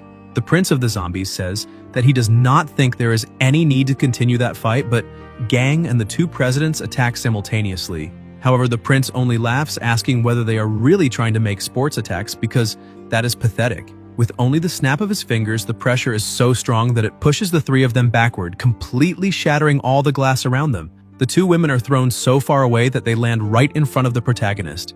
Dawn, Bang, and Chewie get worried when they see their presidents on the verge of death. Gang, who had managed to recover half of his body, refuses to lose and says that he is not dead yet and can keep fighting. The zombie prince keeps mocking his opponent's strength and points out that he will let him live, but that he is still very stubborn. Violet explains the situation to the protagonist, saying that he is the zombie king the professor created and that they need to run away. The prince gives the order for the zombies to attack. Chewie says that this time it is over and that there is nothing they can do. Lanky asks Zombie to order a retreat because they can flee that place without turning it into a cemetery. The professor, who was watching all of this, keeps laughing, telling the zombies and humans to be completed by the power of the Zombie King. The protagonist, irritated that someone else was claiming the title of Zombie King, throws the two women to the ground and shows who the true king is, ordering everyone to disappear immediately. The zombies who had been enraged and trying to attack stop in front of him and begin trembling in fear. Even the prince, who was a little farther away, is surprised and asks who the protagonist is. Already assuming his original form, Zombie orders all the zombies to lie down on the ground and begins walking over them, asking the zombie prince if he really is the king, because if that is the case, then what should he be called? The protagonist keeps walking over the zombies while his companions are taken away. Zombie looks at his adversary and asks what the problem is and why he is no longer speaking. All the zombies from before had piled themselves up beneath his feet. The prince is astonished while the protagonist asks whether the cat got his tongue. Gang is shocked when he sees the protagonist's true form. The prince smiles, saying that in the end, his new opponent is a fellow zombie. Gang asks the Academy of the Afterlife whether they have a problem in the head since they allowed a zombie to become vice president. Violet says that it is none of his business. The prince tells the protagonist that he has a suggestion and points out that the last one standing should be named King. Zombie says that he agrees. The prince smiles and says that he is ready to begin. The protagonist says that there is a time to eat and a time to work, but for fighting, any time will do. The prince starts attacking and lands a punch right on the protagonist's face. Zombie takes the punch as if it were nothing and asks what is going on and whether the prince is hungry. He counterattacks with a punch, sending the prince flying very far away. The pressure from the punch throws all the other zombies into the air. Zombie tells his opponent that he had better eat better before trying to embarrass himself like that again. The attack was so strong that the prince was thrown out of the continent, crashing into a ship in the open sea. Four Eyes and the professor could not believe what they were seeing. But the prince had not yet been defeated. He starts smiling, saying that that feeling is incredible. Four Eyes tells the professor that they cannot analyze that new zombie that just appeared. The prince dives underwater, grabs a submarine, and starts flying with it, leaving the two of them horrified at that display of strength. The prince hurls the submarine into the middle of the city, saying that now he is fully warmed up. Dawn says that it would be better if they got out of there. Blackie was trying to help, but Agu stops him, telling him to look to the side. The chief of the Academy of the Afterlife was irritated, thinking that those two idiots were cutting all the pieces that needed to be preserved and preserving all the pieces that needed to be cut. Agu points out that this is the king's moment. Suddenly, the protagonist bursts out from beneath the submarine and calls the prince to come play a little more. The prince tries to flee, saying that he will not be caught again, but the protagonist grabs him easily, while Violet and Lanki flee with their subordinates. Gang asks whether the protagonist really is a zombie. Zombie asks his opponent why he is trying to run away, and pulling him back, lands a kick in his face that nearly sends him out of the planet, but he was tied by a rope. Irritated by that, the prince grabs the rope that was holding him, saying that he can do that too. But the protagonist snaps the rope, saying that indeed he can. The prince comes crashing down, creating a huge explosion and sending the submarine flying upward, leaving everyone there shocked. The protagonist merely laughs. The prince attacks him, saying that he was not running away because he only wanted to change places. Zombie is also sent flying into the open sea and lands on top of an aircraft carrier, leaving the carrier's crew worried. The protagonist says that apparently his opponent likes throwing things around. The prince asks why the protagonist cares and points out that he can also throw things, if he has the ability. Agu and Blackie bring the chief of the Academy of the Afterlife to watch the battle. The chief becomes frightened, saying that they need to get out of there right now because he knows the protagonist is strong, but he knows the professor's capabilities even better. He points out that the professor is a genius who appears only once a century among humans, and that a single one of his experiments can turn an ordinary person into an unbeatable weapon. So if they do not get out of there right now, they might die. Blackie starts laughing and tells the human to shut up and take a good look. He points out that no one can defeat the true king. The only thing that can defeat him is God himself. The protagonist moves with terrifying speed, vanishing from where he stood and appearing right in front of the prince, who is shocked when he sees that the protagonist's speed has increased. Zombie's punch sends the prince out of the planet. He asks where he is, but when he looks ahead, he realizes it's already too late. The entire aircraft carrier with all the planes on top of it had also been thrown out of the planet, striking the prince while he was already on the moon. No one could believe the terrifying and absolute display of strength the protagonist possessed, but to him, that was only play. The prince, trapped on the moon, stays quiet for a moment, and Dawn points out that there is really no need for them to run because it is useless. No matter where they go, the fight will still reach them. Suddenly, the prince screams that he is not finished yet and pushes the aircraft carrier back toward Earth, leaping toward the protagonist and saying that the fight is not over. He tells the protagonist to stop being arrogant. Zombie looks up and starts laughing because he was excited by the battle and prepares himself before making a terrifying leap, saying that they can keep playing. His attack strikes the nuclear reactor and a huge explosion occurs in the sky, terrifying everyone because of the size of it. The others can only try to protect themselves. The two return to the ground and the protagonist keeps mocking him, laughing and asking his opponent what the problem is, because he thought he wanted to play a little more. Things like the wounds he just suffered are nothing more than a small itch. The prince could not believe his opponent's strength. Meanwhile, the others were asking if everyone was all right and whether the battle had ended. But the prince gathers all his power and says that this is not over yet, because he has a proposal. Since they are the same kind and cannot defeat each other, then why keep fighting instead of cooperating with each other? Because that way they could destroy that world together. And if he wants, they can divide the world into two parts. So each one gets half, and they never enter each other's side. People remain frightened by that because the battle had reached a completely different level.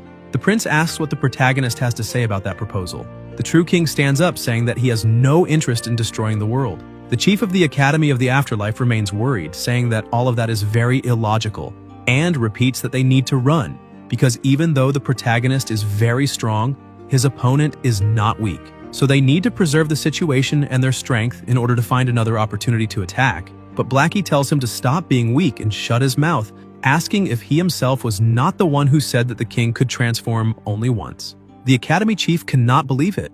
Zombie keeps laughing, saying that his opponent is not worthy of working alongside him, and asks how he dared to say that each of them should have half, because only the weak talk about destroying the world or ruling it every single day.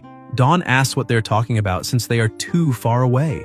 The prince continues to rage when he hears that he is not worthy, but the protagonist releases even more of his power, saying that apparently his opponent will not understand until he truly receives a proper lesson. The protagonist's body begins to transform once again. His skin, which had looked like that of a zombie, starts taking on the color of human skin. His body changes drastically into human form, leaving everyone shocked. After finishing the transformation, his gaze alone causes panic in his opponent. The chief of the Academy of the Afterlife, who had dozed off, is awakened by a slap so that he can see for himself, because now the protagonist was no longer the king of the zombies, but a new god. The two presidents say that the protagonist transformed again and that he looks completely different from the zombie king the professor created.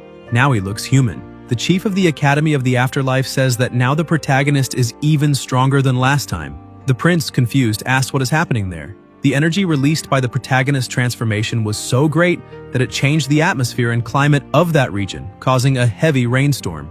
Even though he was frightened by that, the prince does not give up and charges at the protagonist, asking whether he is human or zombie. However, with just one movement, Zombie stops the falling raindrops and slices his opponent's entire body. Everything, including the humans around them, begins floating. Ships, whales, and everything else simply behaved as if gravity no longer existed. Zombie stares at the false king and says that he is the father of all zombies. A giant cyclone the size of a continent begins to form, and all things once again become subject to gravity. Violet says that that is not something a zombie can do. A whale is thrown on top of one of the buildings, terrifying the professor and his subordinate. The prince, who is lying in pieces on the ground, asks how that is possible. Four Eyes asks the professor whether he had ever seen a zombie like that before, but the professor says that he has never seen anything like it. The prince stands up and uses regeneration to recreate the limbs that had been destroyed. He asks the protagonist what he is doing because all of that is useless, and assumes that even if he cannot defeat Zombie, the protagonist also cannot eliminate him, since from the very beginning of that conversation, zombie kings are basically forms of life that cannot be killed. So even if the protagonist cuts him into countless pieces, he can still regenerate again. Zombie uses his powers to draw his opponent's body into his hand and grabs him by the neck, saying that apparently he must have misunderstood something about death, asking whether the prince truly thinks that he needs to destroy someone physically in order to eliminate them. The protagonist looks into his opponent's soul and the prince begins screaming in fear, but he starts having a vision of ships surrounding the planet. However, the protagonist's power was so great that a cataclysm was created. Countless cyclones, earthquakes, and everything else began striking the world. He kept shouting the word, "Ancients."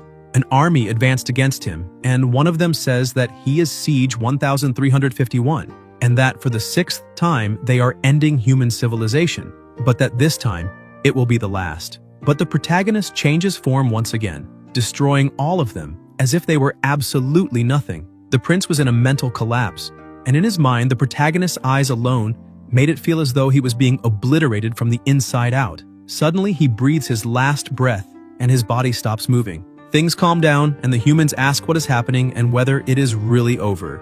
Zombie releases the prince, who falls to the ground showing no sign of life. The chief of the Academy of the Afterlife asks what is happening and why that zombie is no longer moving.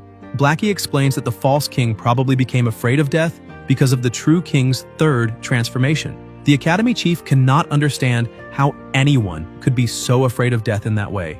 The professor also cannot believe how that is possible, but Four Eyes says that unfortunately, it is over. He tries to grab the professor, saying that all the area's defense ships are already gone, and that they need to try to escape while they still can, because if they do not leave now, they may not be able to escape anymore. However, the protagonist appears beside them, making all of them scream in fear. Four Eyes asks the zombie how he managed to discover that they were there, since they had never revealed themselves. They are frightened and trembling in terror. Zombie asks whether they prefer to surrender peacefully, or whether they want to go meet that zombie king, and says that they have 1 second to decide.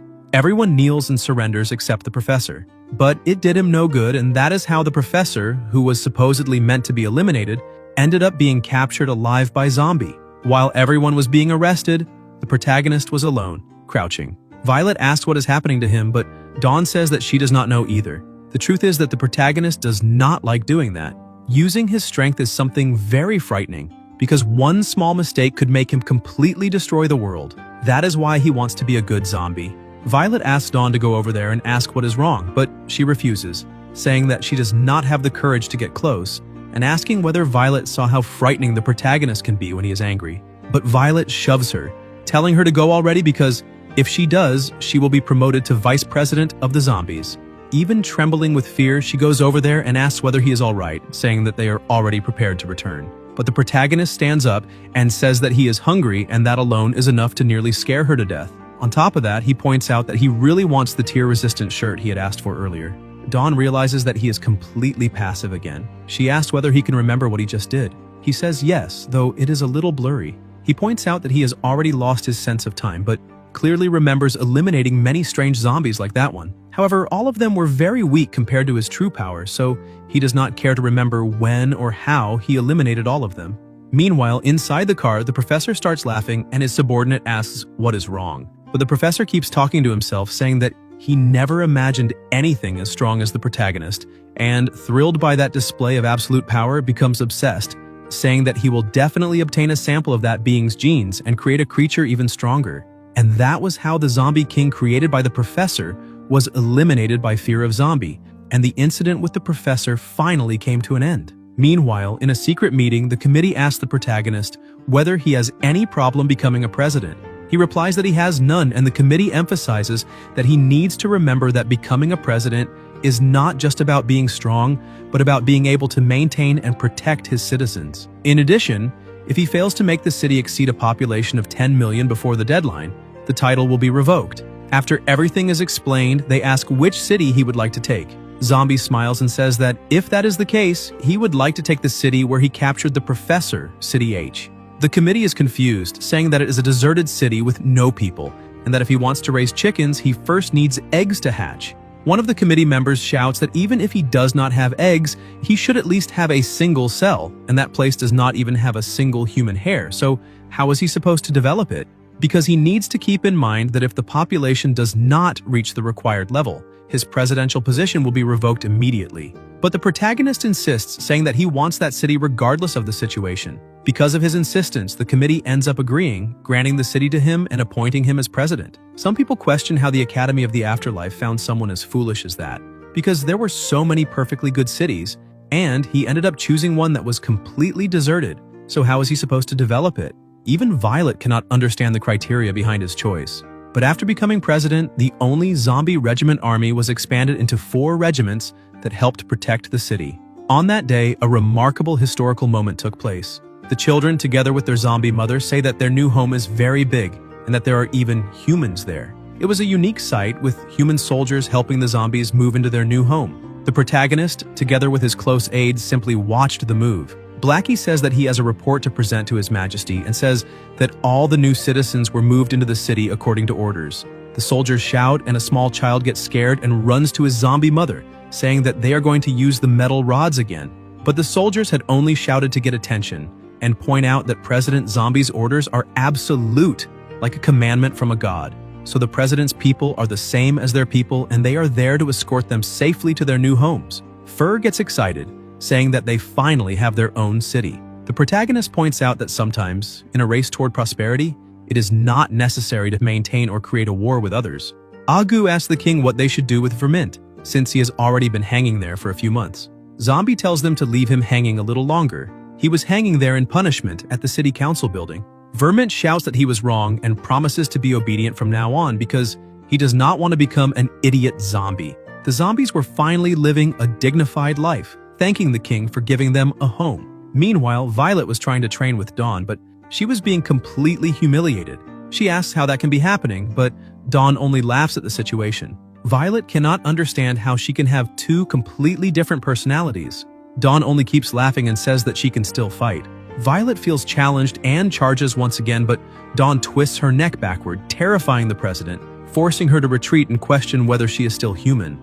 Dawn rushes at her at full speed and fires countless shots, making the president run.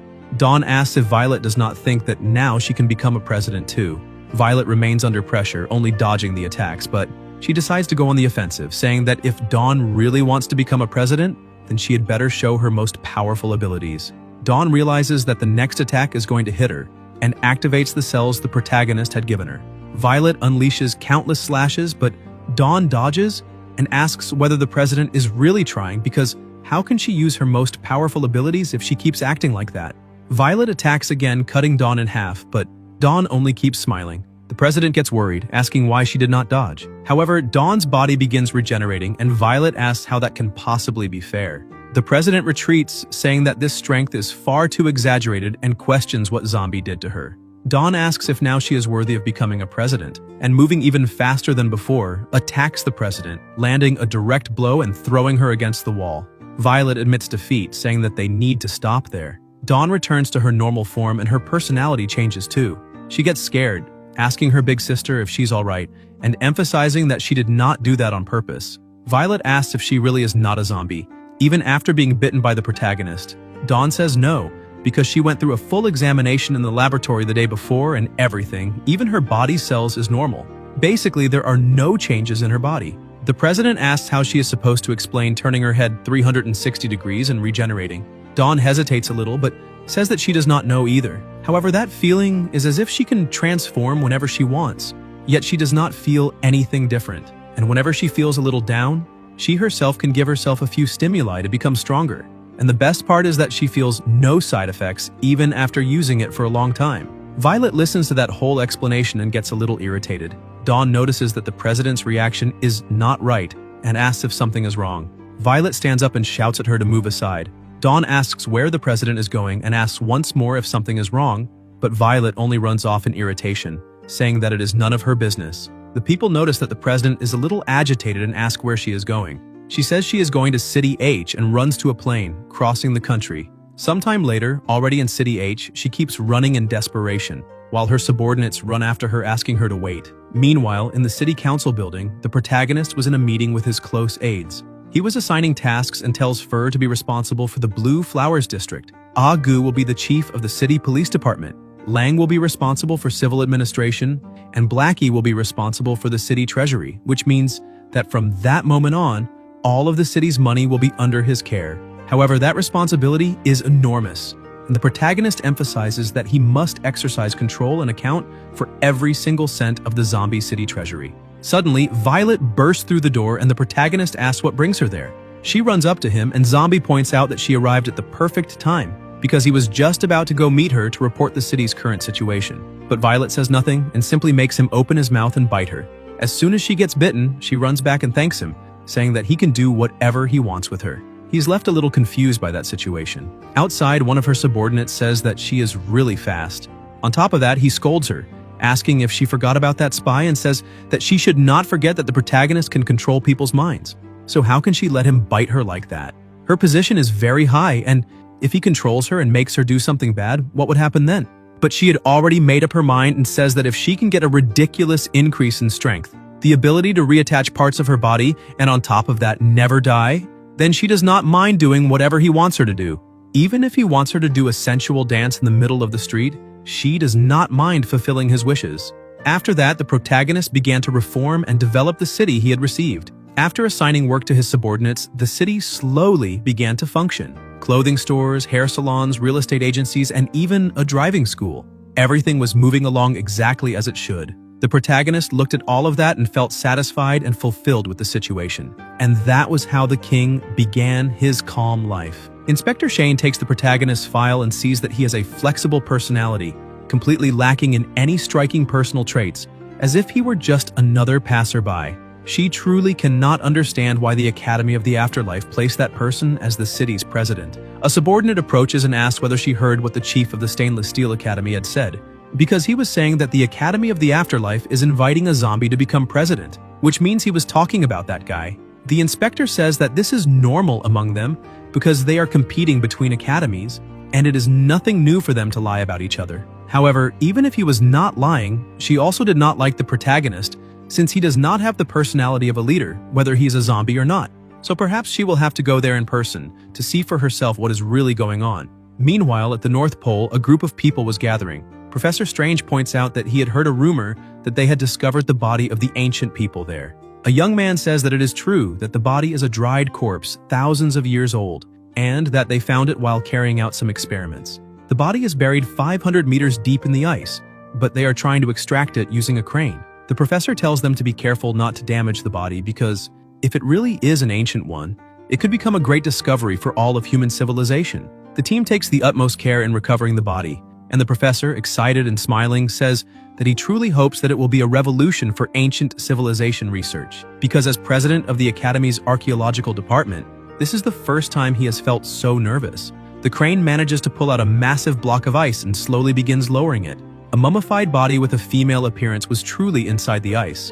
The professor is astonished and asks if that is real, but suddenly something approaches the young man, covers his mouth, and bites his neck. Frightened, the professor asks who or what that is, because it is not part of his research team. But the others simply shove the professor aside, and the leader tells them to use him as a sacrifice. Those people ask the professor to stop struggling because they only need a little blood. As soon as the block of ice is placed on the ground, they begin breaking the ice to remove the body from inside it.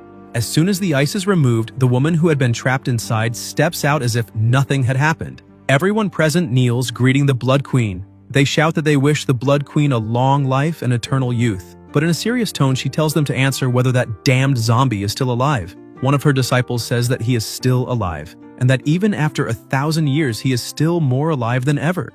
However, even after he wiped out a human civilization last time, now he is together with the humans, and he himself started rebuilding his own clan. Another subordinate tells her to be very careful, but the queen promises that she will not lose to him again. In Guangdong province, at the Academy headquarters, the protagonist was enjoying some tea until he receives the information that someone was calling for him. Inside the headquarters, the whole group from the Academy of the Afterlife was gathered. The young man who had been bitten earlier was screaming in pain. Violet asks what that thing is, because she has never seen anything like it.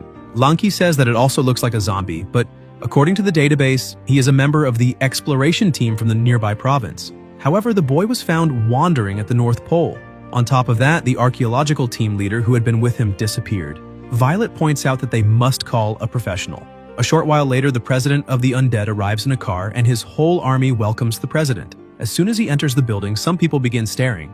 A man walks up to him and introduces himself, saying that he is President Ying of the Iron Staff Academy. On top of that, he says that he heard the protagonist was one of the people who captured the professor. The protagonist greets him and says yes, but soon walks away. Ying smiles, saying that by the looks of it, that young man is nothing more than another assistant. But that makes the protagonist happy, saying that now he can shake hands with other humans and that he is halfway toward fulfilling his goal.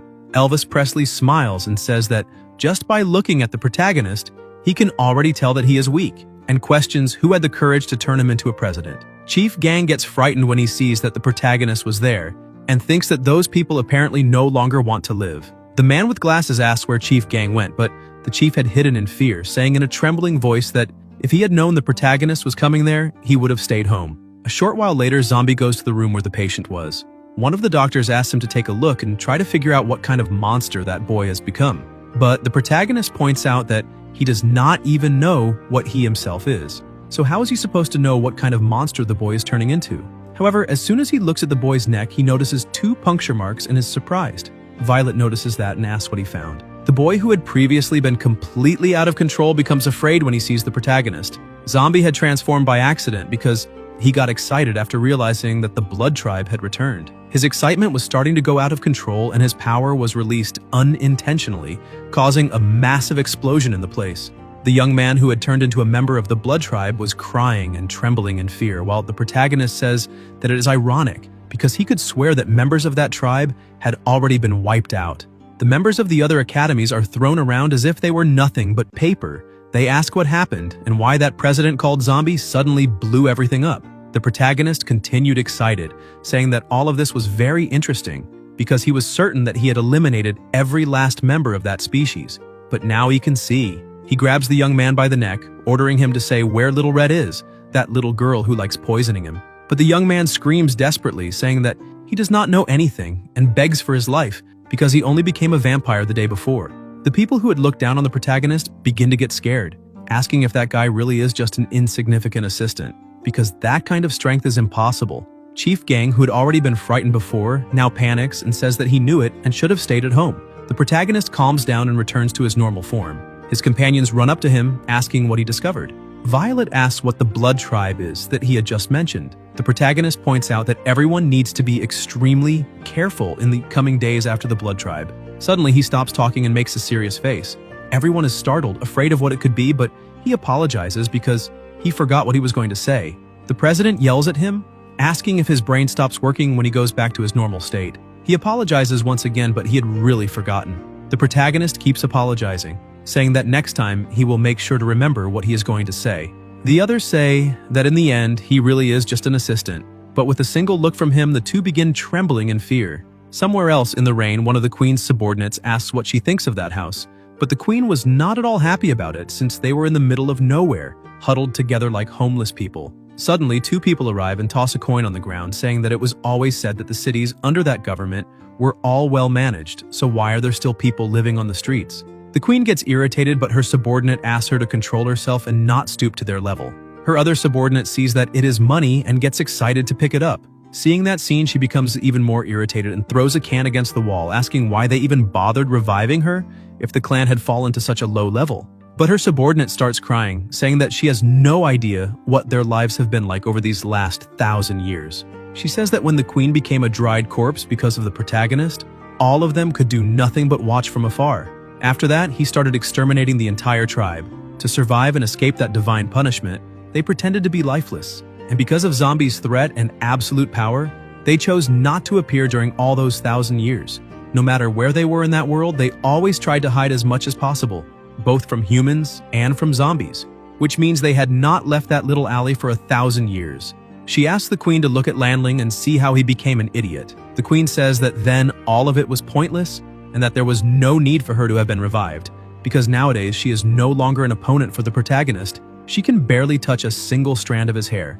Landling says that she is wrong because the reason they revived her is that they obtained a crucial piece of recent information. Reedy points out that they managed to find someone who can help her become invincible.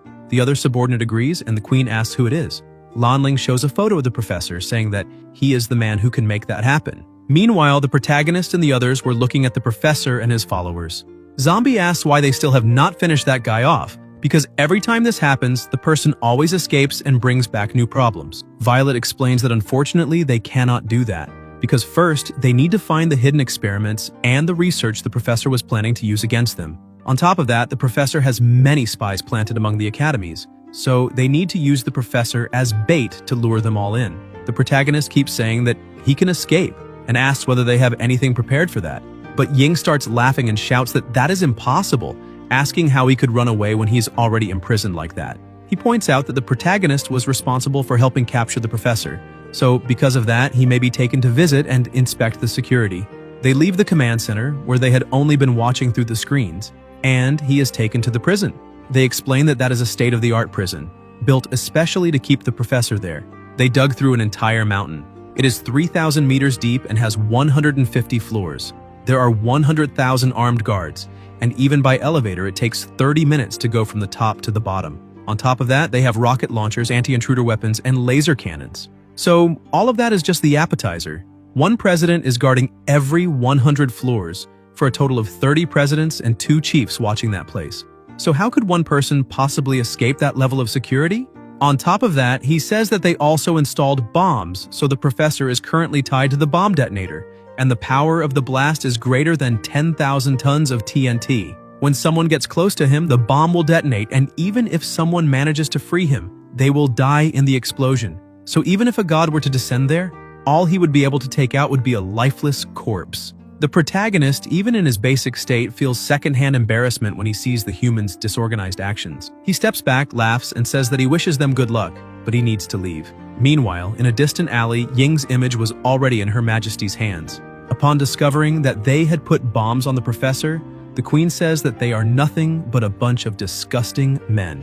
As soon as Zombie leaves, Ying tells Violet that the inspector has already gone to President Zombie's city for an inspection, and asks if she's not going to warn her little boyfriend. She gets a little irritated and says that apparently he is the one who wants to date the protagonist, and asks why he is giving her that information. Ying says that Chief Gang told the inspector that President Zombie built a city for zombies, and that as for whether the president is or is not a zombie, that does not matter to him because he only recognizes strength, but she simply ignores him. Meanwhile, the protagonist was walking through the city saying that human cities really are very prosperous. Inside the prison, Four Eyes was disappointed, saying that this time, everything is over. But the mad professor was still obsessed with the idea of obtaining the protagonist's genes. His subordinate asks what he is talking about and points out that they will be executed very soon. But the professor explains that this will not happen, because before they can obtain all the research he made, they will not do anything. And before being captured, he had already instructed people to send his research data to places that even he himself does not know, so that bunch of idiots will regret keeping him alive. Four Eyes says that the protagonist is very powerful, so he has no idea how they could ever get his DNA. And even if they did manage it, it is basically impossible to create something stronger than that monster. But the professor keeps smiling, saying that solving that is very simple. As long as they can obtain a vessel strong enough to contain Zombie's genome, things will be easier. Four Eyes asks them not to talk about that there because that place has the highest level of security, and they are just ordinary people, so how could they possibly escape? The professor falls silent, and the person who is about to bring the food activates a delivery robot. As soon as the robot approaches, it places food into the professor's mouth, and Four Eyes immediately realizes what is happening. A communicator had been placed inside the professor's mouth, and he asks where the body of the zombie king he had created is. The man replies that it is being kept in Dr. Yino's laboratory on floor 200. The professor says that is very good and asks him to simply continue following the instructions and protecting the vessels properly. While the protagonist was walking around the city enjoying the peace, his cell phone rings. Violet says that there is something he should know and explains that Chief Gang reported him to the inspector. The chief said that he was creating a city for zombies, and that right now the inspector is on her way to his city to take a look. On top of that, she points out that the inspector is the province's auditor, and that her job is to keep watch over the lifestyle and conduct of all presidents. So if she finds out that he really is a zombie, he will be fired immediately. In a trembling voice, the protagonist asks whether the inspector would believe him if he said he is a human. Violet scolds him, saying for him not to act as if she herself had not gone to his city and seen zombies walking around everywhere. So he knows better than anyone what he really is. After that, she hangs up, and he shouts that now it is over because he does not know what he can do. But when he looks to the side, he sees some makeup. The inspector arrives at the airport, and her assistant says that the plane to City H has already been prepared. She gets out of the car and says that someone with such a weak personality, completely unfit to be a president, is unacceptable, so she is aware that she needs to find a reason to fire that guy. Suddenly, several trucks begin falling from the sky. Blackie runs outside and notices that the protagonist had returned. He asks what the problem is. Zombie explains that the chief inspector is coming there to visit the city for an inspection, so they need to distribute makeup as quickly as possible so that everyone can disguise themselves. Because if the inspector discovers that they are zombies, they will take the city away. As soon as Blackie realizes how serious the problem is, he starts coordinating the others to distribute the makeup, because if they do not want to go back to living in the ruins, They need to take care of each other's facial expressions. They try to use as much makeup as possible to improve their appearance. And even though he does not agree with it, he thinks that the king must have his reasons for making everyone act that way. Very quickly, booths for distributing makeup were set up, and the people there explain that if they do not want to go back to living under the bridge, they need to go over there and get their kit for all the zombies and share as much as possible. A zombie mother together with her son keeps looking at it. Her son asks what they are doing, and she says that for some reason, the king wants them to disguise themselves as humans. She goes to the booth, picks up her kit, and starts applying it to her face. Her son says that he wants to try it too, but she asks him to wait a little because she's still putting makeup on her face. But as soon as the child sees how different his mother looks, he gets frightened. A little later, the close aides return.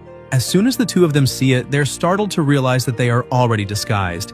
But they ask whether Gu's disguise is not way too exaggerated, because he is barely recognizable. However, the biggest doubt is what they are going to do, since the shape of their bodies was not very suitable for pretending to be human. Blackie puts collars on them and asks if Chen is already there, because they cannot see anyone.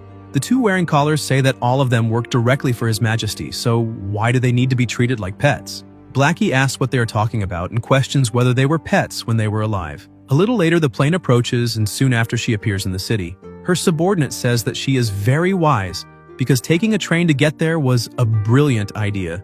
The inspector says that there are many presidents in the province, and they are close to one another, so their trip was most likely already leaked. So the best way to investigate properly is to avoid the people at the top and inspect the civilians directly. That way they can see the president's city's true face. Her subordinates begin talking among themselves, and one of them asks why the inspector hates zombies so much. The other points out that it is because he is very weak and incapable. However, he says that besides the superintendent, the inspector has never had a good impression of anyone, since she is biased against everyone except the superintendent. His friend asks him to speak more quietly because if she hears that, it could cause a problem.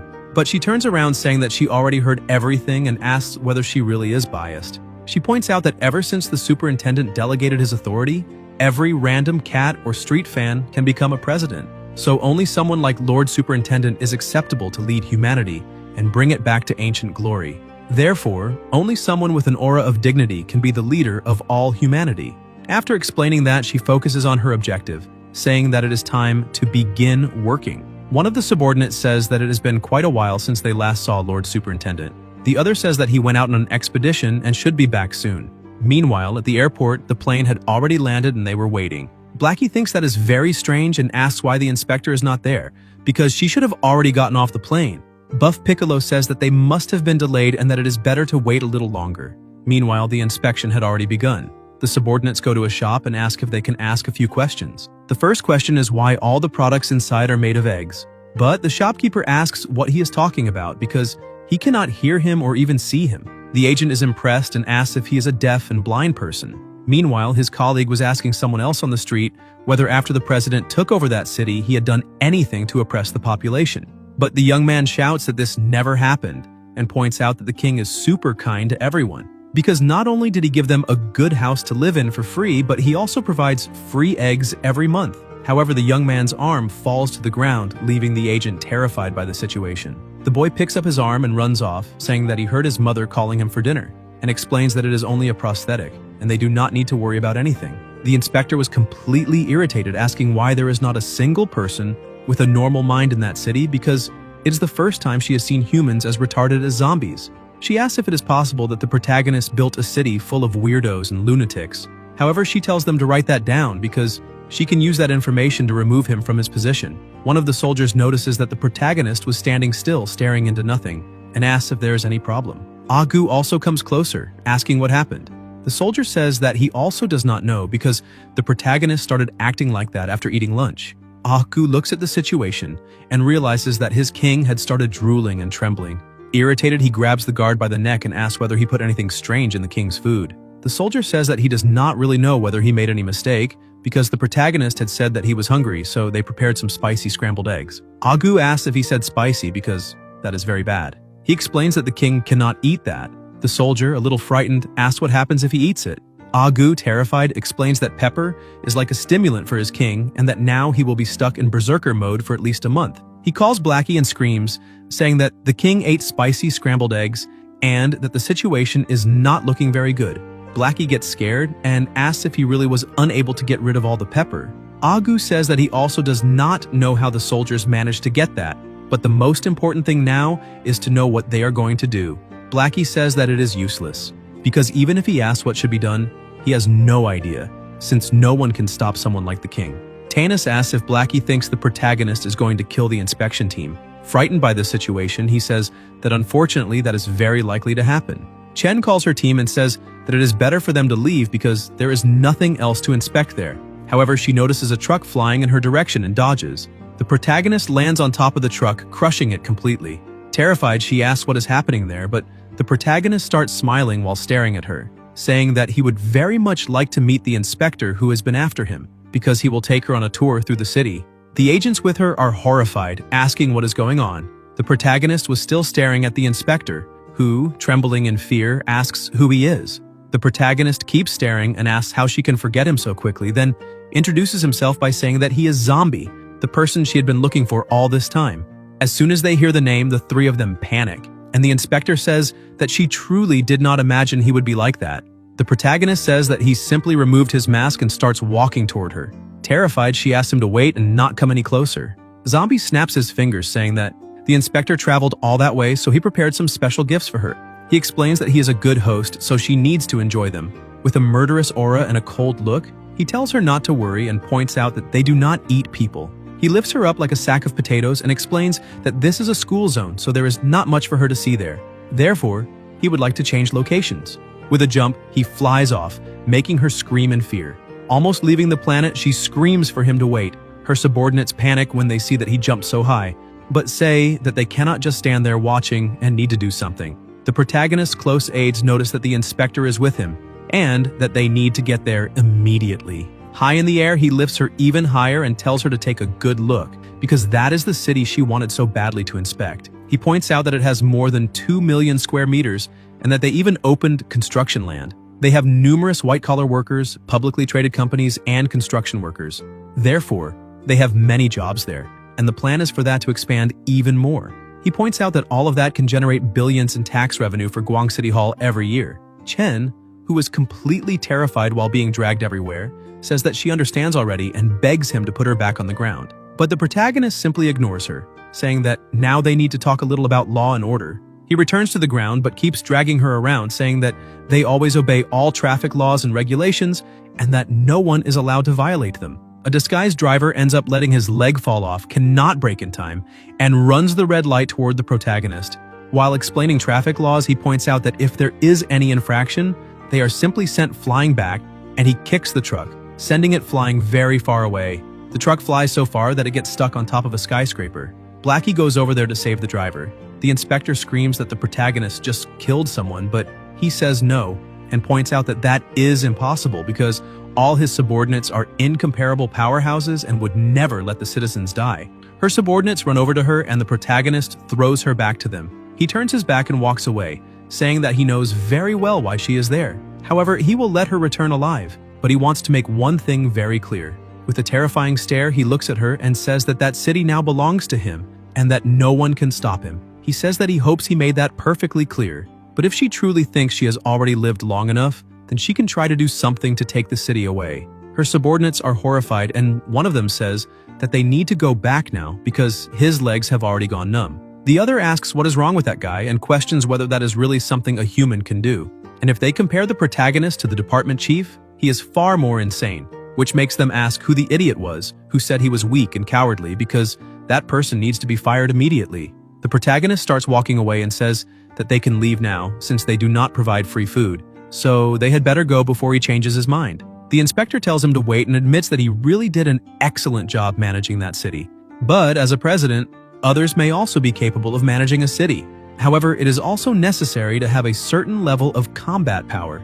Upon hearing that, the protagonist stops walking and everyone is completely stunned. She continues saying that only someone with enough strength can protect an entire city, and that unfortunately she still has not seen whether he truly has enough ability to protect it. All of his subordinates run toward her and try to cover her mouth, but Zombie asks what she just said and questions whether she really wants to see if he is capable of that. Even while everyone tries to stop her, she says yes. They go to the edge of the sea and his subordinates begin getting scared, saying that they have a bad feeling. The inspector finally approaches and asks why they are there, but the protagonist's aura was so terrifying and dense that it took the shape of a demon.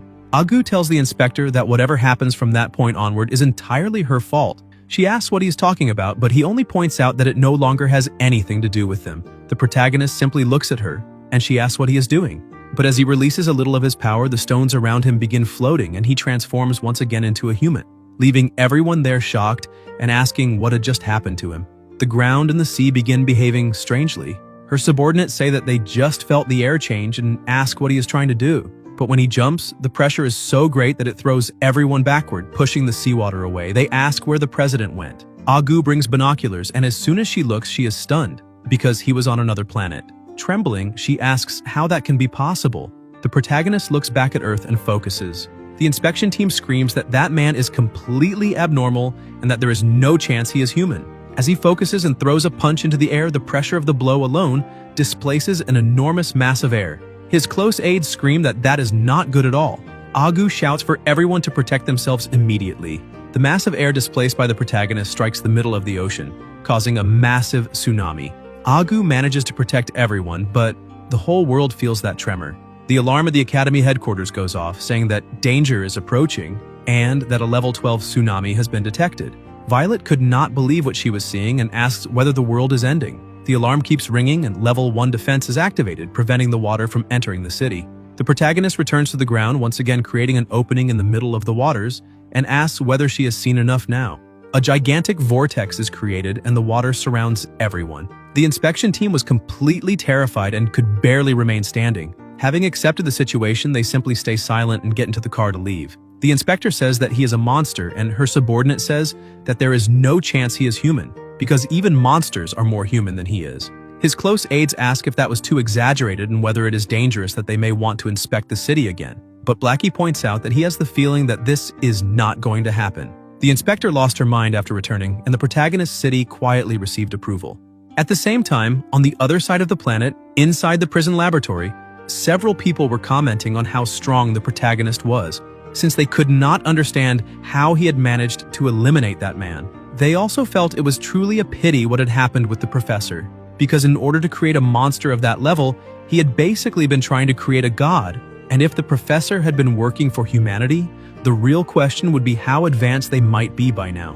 While they were distracted, saying that it was impossible for that thing to still be alive, other scientists were preparing a small mixture. The professor gave the command, telling him to do only what had been agreed upon. The order was to mix CHR-47 with some secretions from the main vassal. The mixture had to follow a 7-to-1 ratio. Since the Zombie King had only had his consciousness destroyed while his physical body remained intact, they needed a chance to revive him. After the mixture was ready, he would need to find the perfect opportunity to inject the solution into the Zombie King's body. One of the presidents said he would step out of the room to patrol, and the other replied that they were 3,000 meters underground, so there was nothing to patrol down there. The professor's subordinate seized this opportunity and injected the liquid into the Zombie King's body. The president reacted quickly, shoving him against the wall and demanding to know what he had just done. Suddenly, the Zombie King opened his eyes and caused a massive explosion. Ying was startled when he saw that the alarms had been triggered and asked what was happening. The Zombie King came back to life, and the professor ordered him to eliminate everyone and get him out of there, promising that if he succeeded, he would turn him into a zombie as strong as the protagonist. Meanwhile, inside an airplane, a man kicked the door open, holding a gun in his hand and shouting for no one to move, saying that if everyone behaved, then no one would get hurt. He approached the pilot and told him not to try anything funny because once they were done, the plane could return to its normal route. The Blood Queen pointed out that it seemed the place had an early warning system covering a radius of 100 kilometers, and that this was the only option for them to get inside.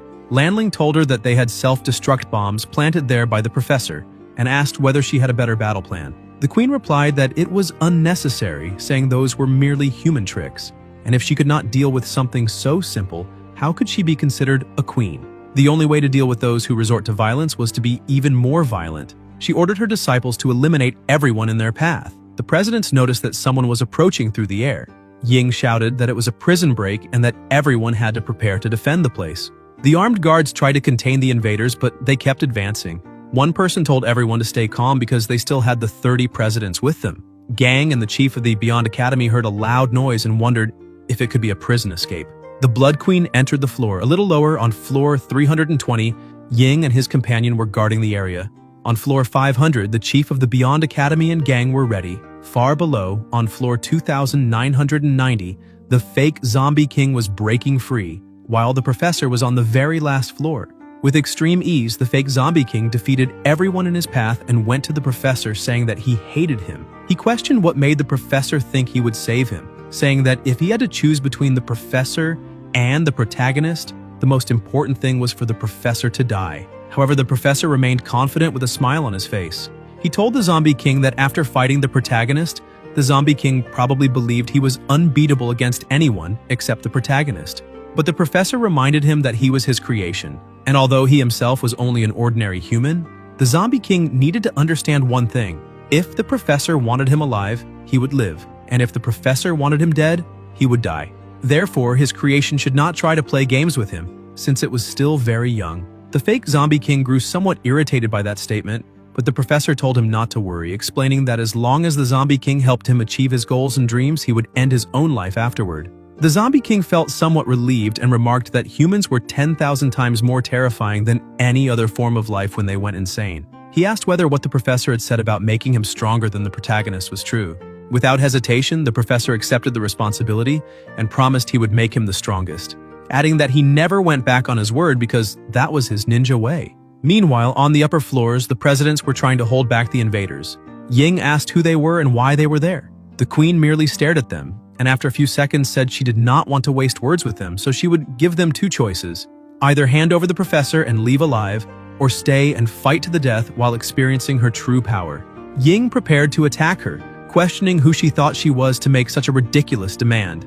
The other presidents took the chance to attack at the same time, but in the blink of an eye, they were completely defeated. The chief of the Beyond Academy and the chief of the Stainless Steel Academy were defeated instantly. They asked what had just happened because they had not seen anything. Other soldiers appeared and were frightened, but did not hesitate to attack. However, their weapons had no effect on her body, not even her eye being damaged by the gunfire. Her subordinate kept smiling, saying that human technology was only mediocre, and began destroying everything in front of her. Meanwhile, underground, Four Eyes, who was helping the professor walk, asked why the bomb had not exploded since everyone had said that if someone approached, it would detonate. The professor explained that nothing had a perfect system, and that when a system was turned off, there was a 2-second window before the sensors came back online. Four Eyes, still frightened by the professor's ambition, pointed out that the Zombie King was already very strong, and questioned whether they really intended to make him even stronger, warning that if they continued like this, they would face huge problems. The professor replied that there was no better vassal than him, but as soon as they reached the outside, the Zombie King noticed that everyone had already been defeated. Four Eyes and the professor were also shocked and asked what had happened. The queen appeared and told the professor that someone who could not touch even a single hair on the protagonist's body after he entered the second phase was not suitable to be a vassal. The two were stunned, and the Zombie King felt humiliated. The queen offered for him to use her body for his new experiments. The Zombie King looked at her and laughed, asking if she was really saying she was stronger than him. She confirmed it and added that the difference between them was enormous, and if he did not believe it, he could test it. The fake Zombie King tried to attack her, but she dodged and punched him in the face, shocking everyone. The punch was so powerful that it destroyed all the walls in its path. The fake Zombie King, with a trembling voice and completely furious, said that the attack was as strong as the protagonist's and asked how that was possible. Realizing there was no way to deal with that woman, he prepared himself and tried to attack the bomb, shouting that they would all be eliminated together. The professor tried to stop him, warning that it was nuclear. Four Eyes said he already knew that man was not trustworthy, but before the explosion could consume the place, the queen used her abilities to compress the bomb and reverse the situation. The bomb that had been exploding returned to normal and stabilized. Shortly afterward, it fell onto the fake Zombie King, pinning him to the ground. She could not understand how such an insignificant being with such a ridiculous amount of strength dared to call himself a king. Using her powers, she pulled him up and held him by the neck, asking how the protagonist had defeated him. He refused to say, but realized that the effect of her gaze was the same as the protagonist's. Terrified, he began screaming that both of them were monsters from the past civilization. Once again corrupted and destroyed by fear and panic, he lost consciousness. The queen told him to learn his place, and in that way, the pitiful Zombie King, who had been resurrected, only to be eliminated again by the Blood Queen, lay lifeless on the ground. Everyone present could not believe how easily she had defeated him. She looked again at the professor, who asked if she was good enough to become a vassal, And once again, with ambition consuming his body and mind, he smiled and said that the answer was obvious. In the protagonist's city, Violet wanted to speak with him because she had something very important to discuss. Agu tried to stop her, saying it was not a good time to talk to the king. However, she said it was an emergency and that she had no other choice, so she had to be taken to the king. He kept refusing, saying it could be dangerous. She asked why it would be dangerous and ignored all the warnings. She opened the door and said she had urgent bad news.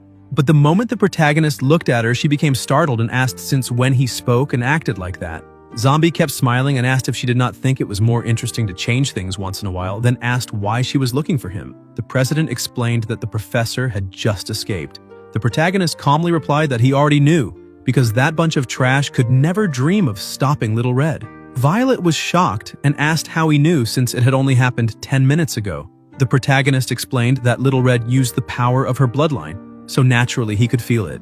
Violet was surprised to hear about the bloodline power and shouted that she needed to report it to her superior.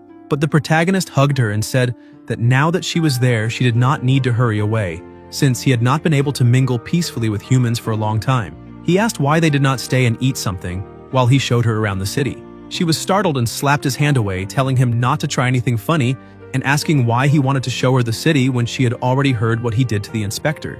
She added that she did not have time to waste because it was an emergency she needed to handle.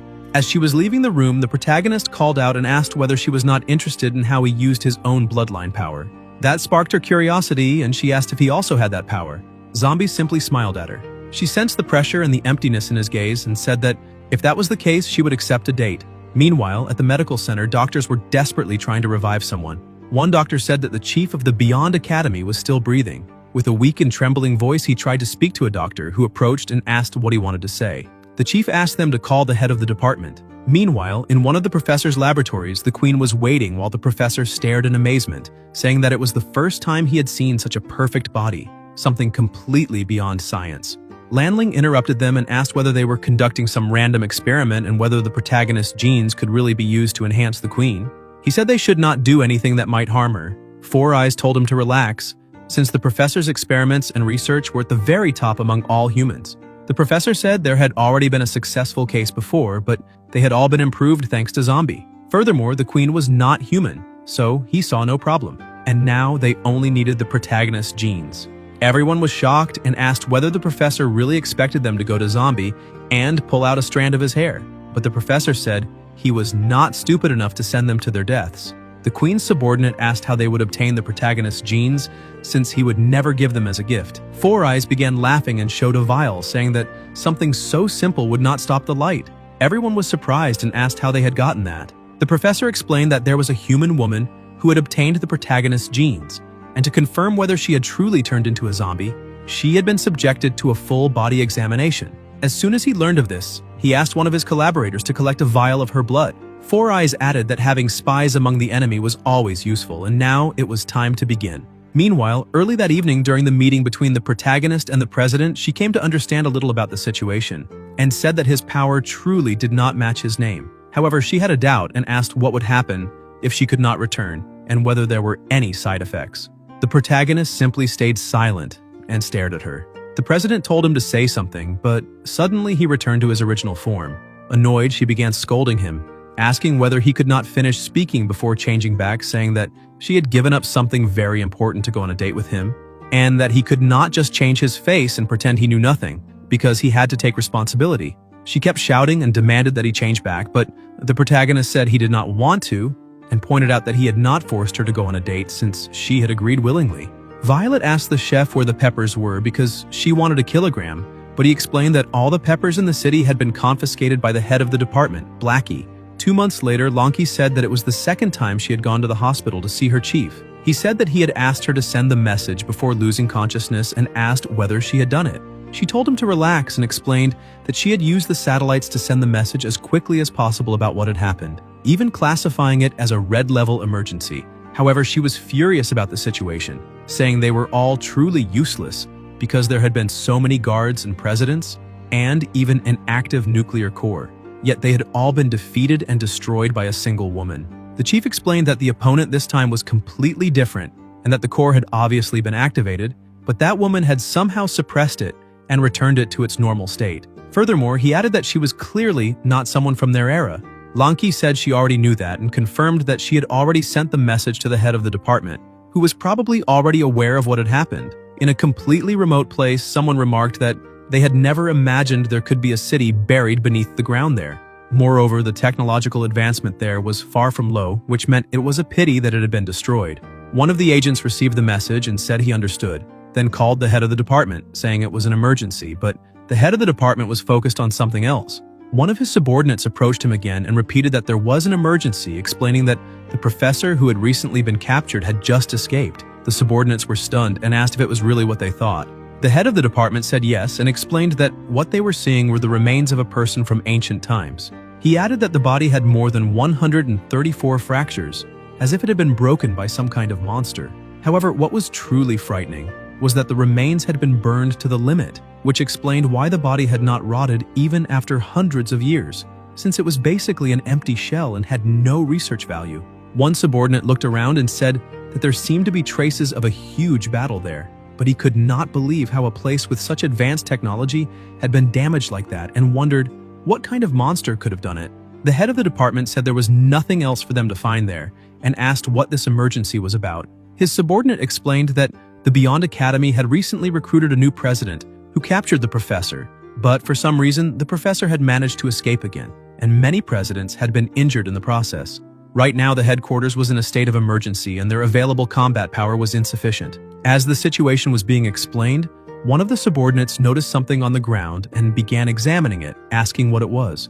A sound echoed through the place and an illusion appeared before them. The subordinates could not believe that such technology was still functioning even after millennia of degradation. The projection said that it was the first time he had seen a human with that kind of physical strength. One of the subordinates warned the head of the department to be careful, but he asked why they were panicking when it was only a projection. The projection said it could make him more powerful if he swore an oath of life to protect human civilization. The head of the department said that was natural and there was no need to insist on it because he only wanted to understand the ancient humans better. He asked how they had been annihilated in such a way. The projection displayed a picture of the protagonist and said that he was responsible for destroying everything that was alive at that time. 1,000 years ago, the world was not like it was now, with only 2 great continents. Back then, the Earth was divided into 7 great continents and 8 great oceans. There were around 100 countries, and humanity was glorious. In order to increase humanity's power, they gathered all their resources, and many of them discovered the technology needed to build spacecraft. Their technological level reached an unprecedented height, and they were even able to fight aliens. But even their advanced technology was nothing before that existence, and the monsters hidden deep within the Earth were not even worth mentioning. Despite all that power and glory, there was still one absolute existence. That zombie was the only one they could never defeat. A subordinate asked why they could not defeat him. The projection said that it was all because of the protagonist. One subordinate asked the head of the department if the projection might be trying to deceive them, since that man did not look strong at all. The head replied that the ancient people would not joke about something like that, and apparently his subordinate could not even imagine the real reason why humanity had been fighting zombies since birth. The subordinate said the reason they built so many academies to resist zombies was simply because they were constantly being suppressed, since they could never eradicate them completely for some unexplained reason, which made him wonder if that unexplained reason was that man. The head of the department asked the ancient projection how they should deal with such a terrifying monster. The Ancient One said his time was limited because he was merely a shadow of the past that had survived by placing his memories into an AI. He explained that in the past they had focused only on improving technology, but the head of the department had walked a different path because he had never imagined that a human physical body could reach such a level, which gave him hope. He said that with the head of the department's physical body combined with their technology, they had a small chance of defeating him. One of the doors opened and the technology was revealed. The head of the department asked if that was ancient technology. The Ancient One told him to always remember that no matter what race appeared on Earth, zombies were humanity's greatest enemy. The head of the department told his subordinate to take the gauntlet and thanked the Ancient One, promising they would not disappoint him. After taking the gauntlet, he gathered everyone and said it was time to leave because the rest of the equipment there was useless. One subordinate asked whether they would search for the man shown on the screen, but the head said it was not the right time since they had to deal with the professor first. The world was too big, and finding a single zombie would be like finding a needle in a haystack. Violet received a call and told the protagonist that the head of the department was returning and had asked everyone to gather, adding that the protagonist should also go. He was surprised and asked who this head of the department was. Sometime later, the professor was about to reach his objective and suddenly began smiling, saying he had finally succeeded. Lanling, holding a coin in his hand, lamented that the entire tribe only had one coin left and that with the Blood Tribe ruler, they could not feed everyone, even if he worked 10 different jobs a day. Even the coin he obtained by begging was not enough. With a sad look, he said he did not want to be eliminated. His companion told him not to be depressed and asked whether he had forgotten who they were because they had abilities and were very strong, so they could do some side jobs. Lanling asked him not to joke and wondered what kind of job they could do. His friend said they could rob a bank, since on the way there he had seen one and everyone inside was slow and clumsy like slugs, taking 30 minutes just to withdraw money. It was the first time he had seen such an inefficient bank. With their abilities, they could solve the entire problem in 10 seconds. As long as they were fast enough, not even rockets could catch them because once they grabbed the money, they just had to run. And with their speed, they would be safe. Lanling became excited about the plan and agreed that it made sense. At the provincial headquarters, one of the soldiers approached the head of the department and explained that all the presidents had gathered and they could begin the meeting. The head put on his mask and said it was time to begin. Meanwhile, in front of the bank, Lanling was observing the place and commented that they were indeed very slow. He got into a car and asked how the preparations were going because they could not afford any incident. His subordinate told him not to worry since they had observed the location, and there was only a small group of people there, and when it came to robbing banks, they were professionals. Inside the bank, Blackie was reviewing the financial report for February. Lanling and his companions prepared to enter the bank, but they had chosen the Zombie People's Bank.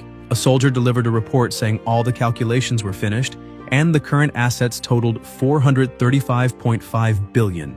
Blackie ordered them to review all the accounts again, saying they could not make mistakes because, as subordinates of His Majesty, they could not afford even a single error with the city's finances. The soldiers obeyed and began checking everything again. Meanwhile, the group entered the bank and told everyone not to move because it would be better for everyone that way. They began laughing and grabbing the money, saying they were rich. Blackie noticed smoke coming from somewhere and asked what was going on.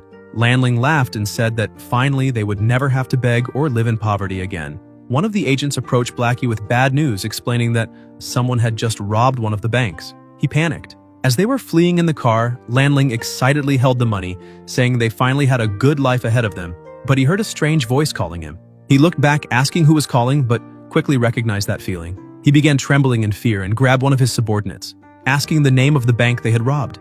The subordinate said he did not know because he could not read, but another said it was the Zombie People's Bank. Lanling became even more terrified and looked back, realizing death was approaching. Blackie prepared to attack, frightening them all. Lanling shouted for them to accelerate as fast as possible, explaining that the man chasing them was the most mysterious subordinate the protagonist had obtained around the year 800 after Christ. Blackie approached and said he did not care what they or the queen were thinking, but if they wanted to live, they had better return all the money. He punched the top of a building, causing such a tremor that all the cars around began to float. Lanling said that was not fair and asked if he was not being excessive. The driver said the money they had stolen would not even be enough to pay for the car repairs. Another person looked out the window and said it was over because he had completely lost his mind. Lanling shouted for his subordinates to split up and immediately returned to warn the queen that they had caused trouble, saying he would stay behind to buy time. He climbed onto the car and said their role was that of guardians, so he wanted to see how strong the protagonist's guardian was. Blackie replied that no one was authorized to leave. He advanced and struck Lanling directly, asking whether he truly thought they were on the same level because he was not qualified. With that single punch, Lanling was thrown kilometers away and the money was recovered. Meanwhile, at the district headquarters, everyone had gathered. As soon as the head of the department entered, everyone greeted him. He said he had just received the message about the professor's escape, but before that, he had an important matter to announce. He showed them the gauntlet and people asked what it was. The head explained that it was a piece of ancient technology, astonishing everyone. He continued explaining that he had found it in the deepest part of the canyon, and when he learned all the useful information about the ancient civilization, he was completely shocked. Ying became excited, saying that with ancient technology, the professor and that crazy, perverted woman would no longer even be worth mentioning. However, the head said they would not use it against the professor because it was reserved for something much bigger. According to the description left by the ancient projection, there was a terrifying monster living on Earth, and the ancient civilization had been annihilated by that same monster. People began to worry, and Violet asked whether he was joking and whether he was really saying that such a monster existed on Earth. The head confirmed it, and the protagonist stepped closer to look at the gauntlet while the head explained that the ancient people emphasized they must treat that monster as an extremely high-level threat. It was a monster that had destroyed an entire civilization, so they had to be extremely careful. The president asked whether such a monster really existed and where it could be. The head replied that he did not know because the ancient people had not said much. It could be anywhere now, so they had to remain vigilant. The protagonist asked how he intended to use that thing. The head said that even though the ancient people had not explained it, they could deduce its use simply by looking, and he had already figured it out. He only needed to put it on his hand and press the button in the middle. He resumed explaining that they had to find that monster and eliminate it as soon as possible. But suddenly he looked to the side in shock. The head tried to grab the gauntlet and everyone asked what was happening. Lanling, who had been thrown by the protagonist's subordinate, crashed into the tower and caused a tremor. The head of the department managed to grab the gauntlet and the president asked what was going on. Lanling was unconscious, and Blackie walked over and stared at him. Lanling begged his queen for help. Everyone remained confused, asking what was happening and who that man was since they had never seen him before. Violet was stunned and wondered whether he was one of the protagonist's subordinates. Zombie asked what his subordinate was doing there. One of the head's subordinates warned that the other party was a zombie. The presidents rushed forward to restrain him. Ying said that Zombie was extremely arrogant and asked whether he knew where he was. But Blackie, furious, shouted that it was none of their business and defeated everyone with ease. The presidents asked what the hell that was and why they were being defeated so easily, saying that whether they were presidents or not, they were always treated like cannon fodder. Dawn was also shocked, saying that man was on another level compared to the one with the chainsaw. Blackie, extremely angry for almost losing his king's money, prepared for the final attack, declaring that they would all be eliminated right there. Everyone was terrified, but the protagonist stepped forward and punched him in the chest, releasing a frightening pressure across the area. One subordinate told the head of that department that the new president's strength was terrifying. He replied that he already knew, and that compared to him, the strength of ordinary presidents was like that of an ant. That meant the ancient people had been right and that the protagonist was even more powerful than he had imagined. Blackie realized that his king was standing before him and knelt down, asking what the protagonist was doing there. Zombie said that his subordinate could not eliminate them. Meanwhile, the head of the department put on the gauntlet to fight the protagonist.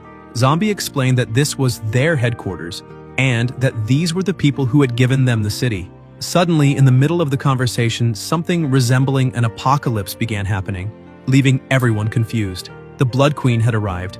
Violet asked who that woman was, and the other president said she was responsible for the attack. The queen stared with a different expression and shouted that she was now invincible. As soon as she saw Lanling begging for help, she ordered her subordinates to eliminate everyone and rescue him immediately. But the head of the apartment stepped in and stopped them, throwing them far away. The queen simply watched, while the head warned that things were about to get out of control and ordered his subordinates to evacuate the entire city and leave the rest to him. The queen told the human to mind his own business. The head advanced and punched her in the face, angering her and prompting a counterattack. The presidents could not understand how that woman could be so strong. Blackie told the protagonist that they had already started fighting, but the protagonist replied that it was not their problem. The leader of the department goes outside and says to the queen that her opponent will be him. She simply says that he is being very audacious.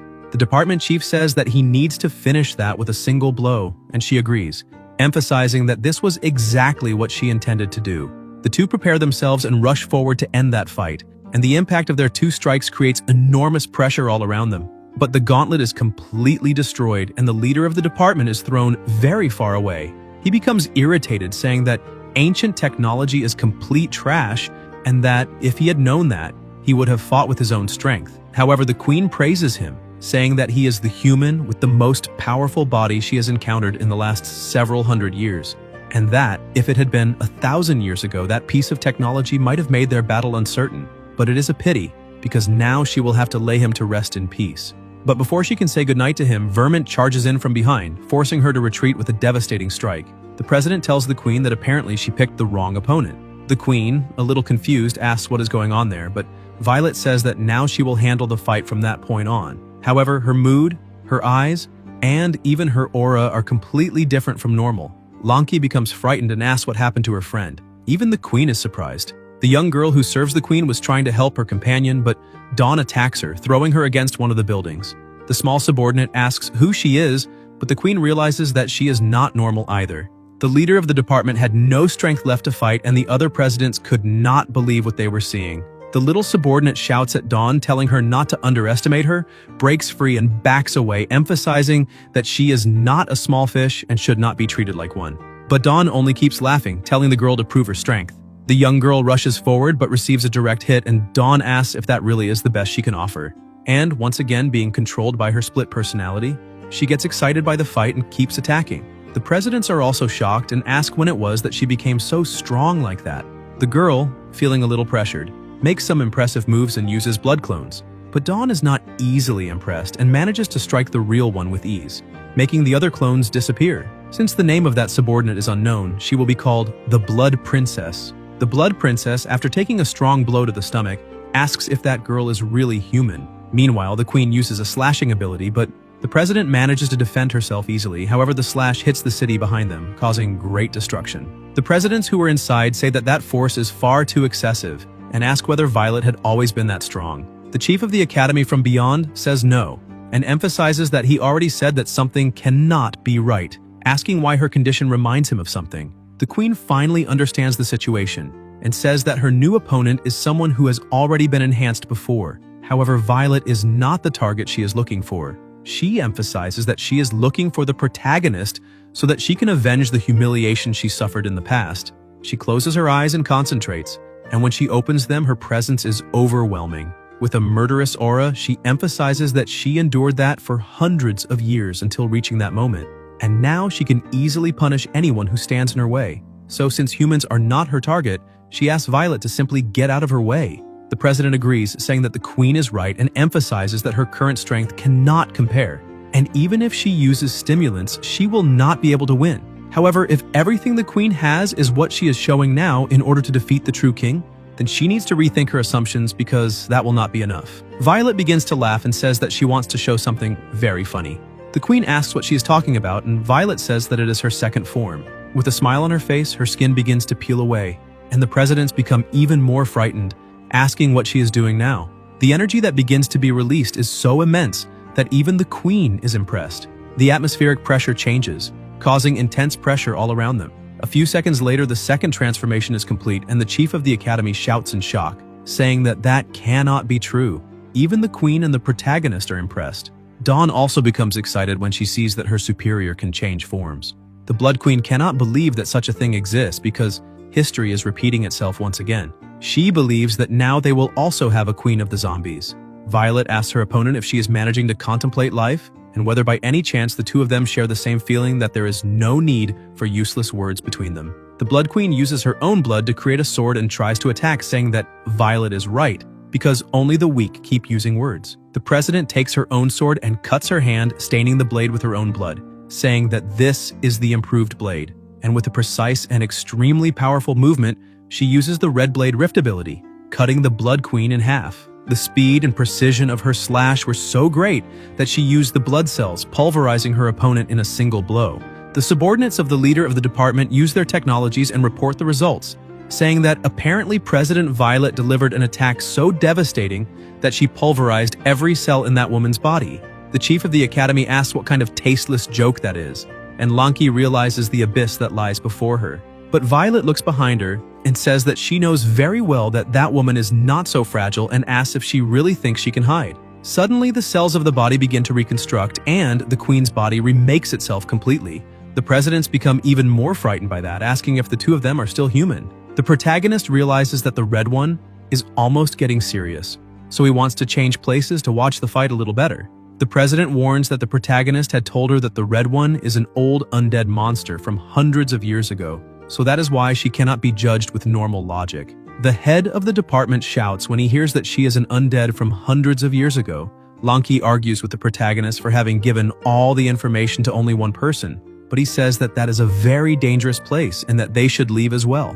The two of them stare at each other for a while, and the queen, already irritated by the situation, begins to fight seriously, saying that they still have not finished the fight. But Violet had been waiting for that moment. Far away from that place, the protagonist keeps watching, saying that now they should be safe, but Lanky had gone over to him. Meanwhile, the two begin to fight, their blows so devastating that buildings are being cut as if they were pieces of paper.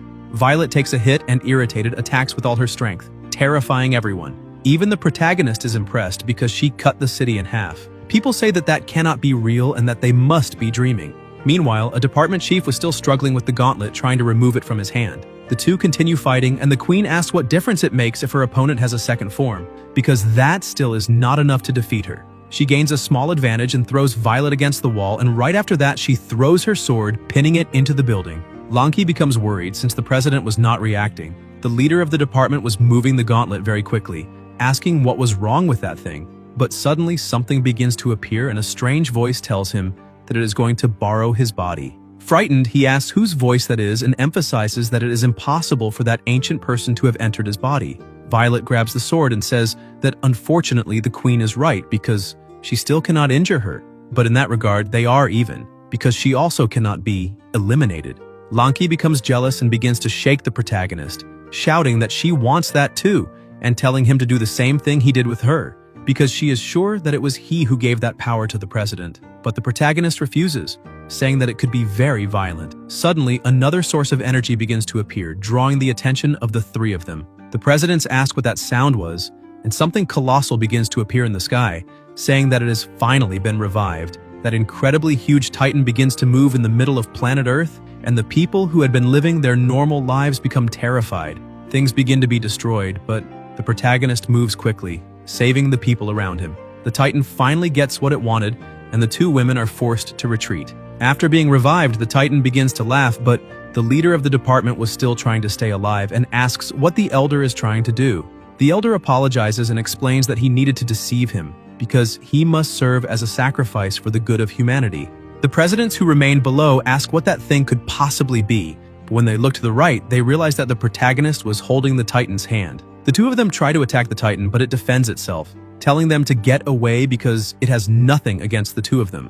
Both of them are easily captured, and the titan tells them to stop acting like ordinary humans, because he had already studied the genes of zombies for centuries, and even so, they only use that to obtain stimulants and attack him, which is nothing more than something superficial. The protagonist, who is trying to restrain himself, begins to lose control and his first form takes over, laughing. With only the first form, he manages to twist the titan's entire arm and quickly begins to move. An elder emphasizes that he waited for a millennium, but the day has finally arrived. The protagonist was pushing the titan, telling it to get out of his way. The elder shouts, saying that the time for revenge has finally come, and asks what he is waiting for, telling him to assume his true form at once. And the protagonist answers that call. After assuming the third form, he pushes the titan's hand away with ease, surprising the Blood Queen. The elder says that the protagonist is underestimating him because he is nothing but a cursed monster. Lanky asks what is happening there, but the fight between them continues and several robots begin to be released. The two chiefs ask how the technology of the ancient people can be that strong because it makes them look like cavemen. However, that was nothing compared to the protagonist's strength, who was destroying all the technology around him with extreme ease. The elder shouts that it is not over yet, but the protagonist keeps advancing as if there were nothing that could stop him. The elder, who had already known the protagonist's real power, asks why he is not using his full power and whether it is because he is in fact being underestimated. The elder creates other completely colossal titans in the middle of Earth. The elder emphasizes that on the last night before the end of everything, he can personally witness that that is not the protagonist's true form. He uses the titans to attack him, but each movement of the titans was so devastating that it dragged cars and buildings along with it. With only one blow, he throws the protagonist to the moon, but that does not cause a single scratch on his body. The leader of the department, who is still trying to keep his consciousness, tells the elder to pay attention to the destruction he is causing, and asks if he really needs to go that far in order to fight the protagonist. But the elder scolds him, telling him to shut up, and emphasizes that the protagonist needs to be eliminated at any cost. One of the titans goes to the moon to finish the job. However, Zombie keeps dodging the attacks while the elder says that that being must be eliminated no matter what price must be paid. But with only one blow, he brings down one of the titans. The leader of the department says that he saw the reports and that after the protagonist became president of a city, he was not cruel at all. Unlike what the elder had said, the city under his care is simply a good city like any other. Not only did it generate tax revenue for them, but it also helped humanity develop even more. He never harmed any human. Quite the opposite. He helped humans many times. So why can they not coexist? The elder tells him to remain silent and asks if he really believes that they do not want to live in peace. But the elder tells him to look at the protagonist and notices that he is smiling. Then he asks whether he really looks like someone with whom they can peacefully coexist, because zombies were supposed to be only an insignificant race. A random missile could eliminate all zombies, but one day, that cursed being appeared from somewhere no one even knows. And now the fate of all human civilization depends on his mood. If he loses control for even a single second, he can destroy the planet completely. So that kind of entity does not have permission to exist. Since he is not one of them, that means he needs to be erased from existence. The Elder analyzes all of his energy and activates divine punishment. Several Titans appear, driving their swords into the moon, trying to imprison the protagonist. However, that only makes him increasingly angry and his control is gradually disappearing. In a serious tone, he says the word strength and emphasizes that just because the Titans are large does not mean they have more of it. With a single snap of his fingers, he completely destroys all of the Titans, and even Earth, which was far away since he was on the moon, suffers the collateral effects of that snap. Lanki shouts that that is very dangerous and that they need to bring all civilians to the evacuation center. The protagonist charges at the Elder and throws him back to Earth, and with his own hands begins to tear open the ground. Meanwhile, all the presidents shout for everyone to spread out, and the people who are more prepared need to help those who cannot move on their own. While running, Lanki notices that the ground at her side is cracking, and when she looks back, sees that the protagonist is splitting the world in half with his own hands. She screams for him not to do that again, while the presidents say that that is a magnitude 20 earthquake. However, all that was happening was that the protagonist's self-control was gradually disappearing, and his absolute strength was destroying everything around him. He split a continent in half with the strength of his arms alone, but that was not stopping. The crack was crossing the entire world, as if it were being split in two. Ying asks how it is possible for such strength to come from some form of life. He holds Ying, trying to help her, but when she looks to the side, she sees what was really happening. The protagonist was beating the Elder, and with a single punch, he sends him flying several kilometers away. Almost losing consciousness, the Elder begins to laugh and asks the leader of the department if now he is managing to see, because that is the protagonist's true destructive power. Just by releasing his strength, the sea began to create gigantic tsunamis, and absolutely everything in the world was collapsing. Zombie had finally reached his true form, and the leader of the department asks what kind of creature that is. Violet senses something strange, and the queen begins to tremble with fear, saying that she has never seen that form before and asking if that's the same guy as before. The Elder keeps laughing, saying that it really is that form.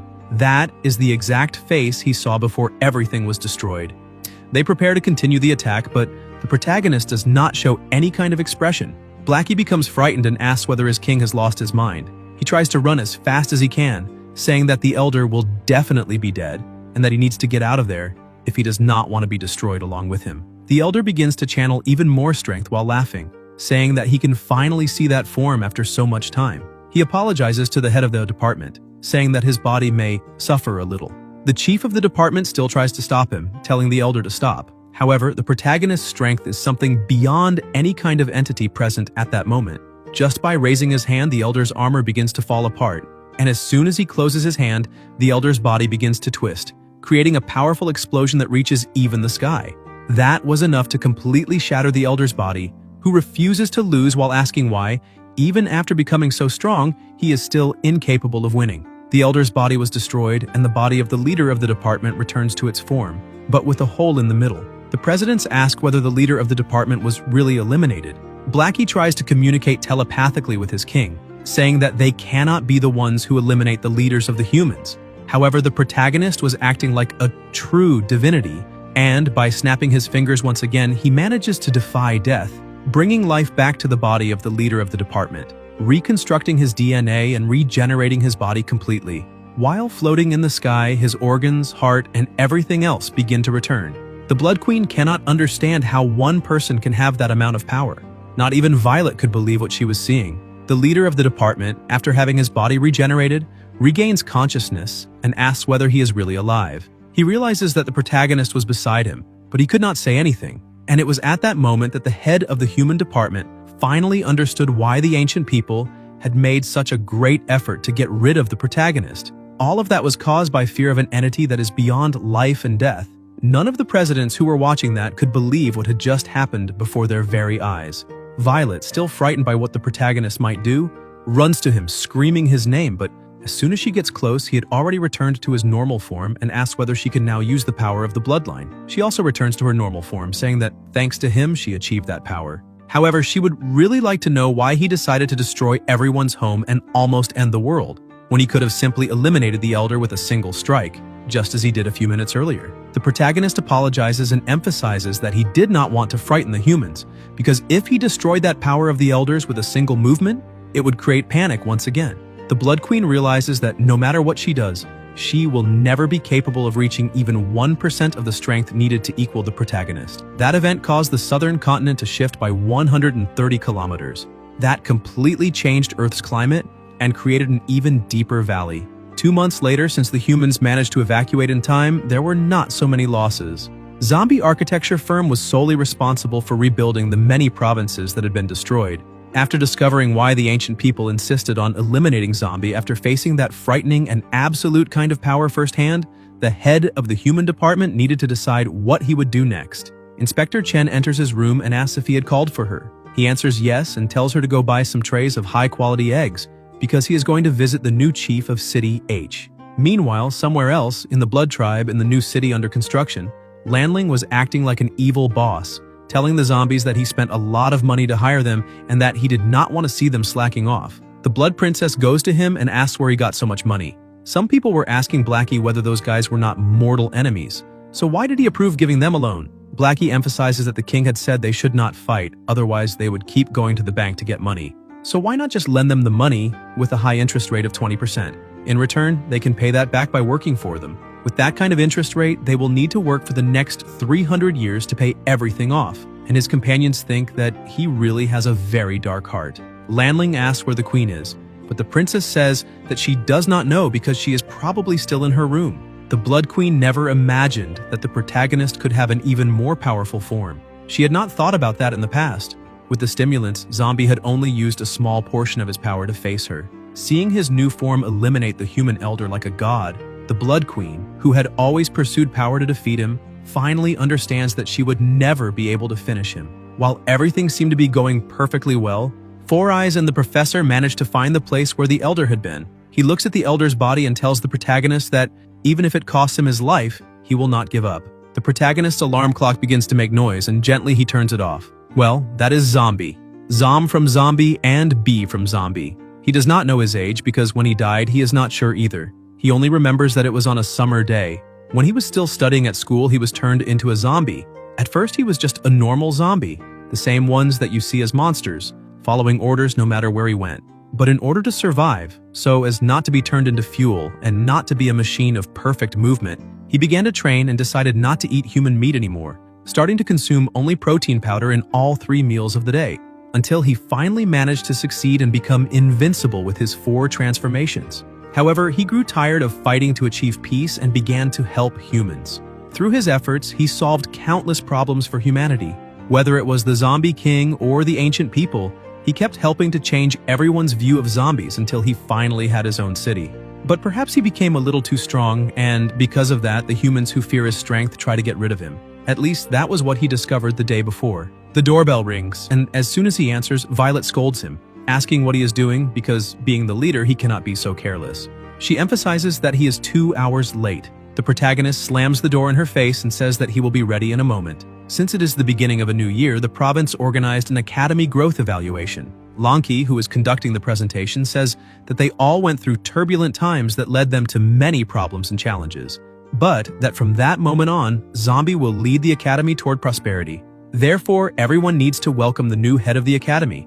Everyone present shouts, wishing him good health and good luck. A little embarrassed, the protagonist laughs, wishes everyone a good morning, and says that they must be hungry, which is why he brought some eggs for everyone. And that was how he replaced the previous chief, becoming the new head of the academy. One of the people comments about the former chief, saying that he was set aside, but the former chief of the academy tells him to be quiet because there is no way to beat that guy in a fight. Sitting at the table drinking his coffee, the leader of the human department was calm, but the inspector was shouting at one of her subordinates, telling him to get out because there was an emergency. Her subordinate asks what the problem is and why she is in such a panic. Stammering and trembling with fear, she says that they are in huge trouble because the president is calling. He answers the phone and says that he will deliver his report immediately and apologizes, saying that the previous situation was very urgent and he did not have time to report anything. But now he swears that he is not trying to hide anything and that because of that, he will carry out the president's orders immediately. As soon as he hangs up, the inspector asks what the situation is. The chief explains that the whole world knows about the incident involving the ancient people. Still frightened, she asks how that is possible because they did not tell anyone. But a creature of that size did not need to be announced, because it would hardly go unnoticed. The department chief asks how she thinks that would not be possible and explains that with the great commotion that caused, even the other side of the world would know that something was happening there. She says that, according to the news reported in the north, the southern continent had a great battle. The suspicion is that it was caused by ancient humans. The chief of the department emphasizes that this is still not over, because the exchange meeting is about to begin. He complains because there are too many events happening at the same time. He asks her where the eggs are that he had told her to buy. She picks up the 2 bags and hands them to him. Sometime later, at the protagonist's house in City H, the chief of the department thinks that since he allowed the protagonist to become the new chief, there probably should not be any problem in asking him to do that job. As soon as he rings the bell, Violet opens the door wearing somewhat different clothes, surprising him. And he asks what clothes those are. She also gets frightened, saying that it is just a misunderstanding. But suddenly, Lanky also appears wearing somewhat extravagant clothes, asking the leader of the department what he is doing there. Envious, he asks why the 2 of them are there. Because even if the protagonist had been promoted, how dare they mock him, saying that he is going to report that to his superiors. How can they be so wild like that? Lanky realizes that something had been misunderstood, and the leader of the department turns his back, saying that he just remembered that he needs to do something and that he will return to headquarters. They shout, saying that it is a misunderstanding because they are only celebrating that bastard's promotion, and the reason they are dressed in those clothes is because they lost in the games. But he does not believe them and asks how it is possible for them to dress like that for a party, because he has never seen either of them wearing something like that. Violet, embarrassed, says that if he really does not believe them, then he can come in and take a look. Dawn was also wearing clothes like that, and the former head of the academy was trying as hard as possible to defeat the protagonist. Ying announces that whoever is not present will be fired. The leader of the department keeps looking at that and notices some food being tossed into the air and sliced by the chief of the Stainless Steel Academy. He celebrates, saying that the sushi is finally ready. But as soon as he looks at the door, he realizes that the leader of the department is staring at him and, frightened, shouts that that is not what he is thinking, because he only did what the protagonist forced him to do. However, the chief says that it is a good thing everyone is there, because that will save him the work of searching for each of them, since he has a very important announcement to make.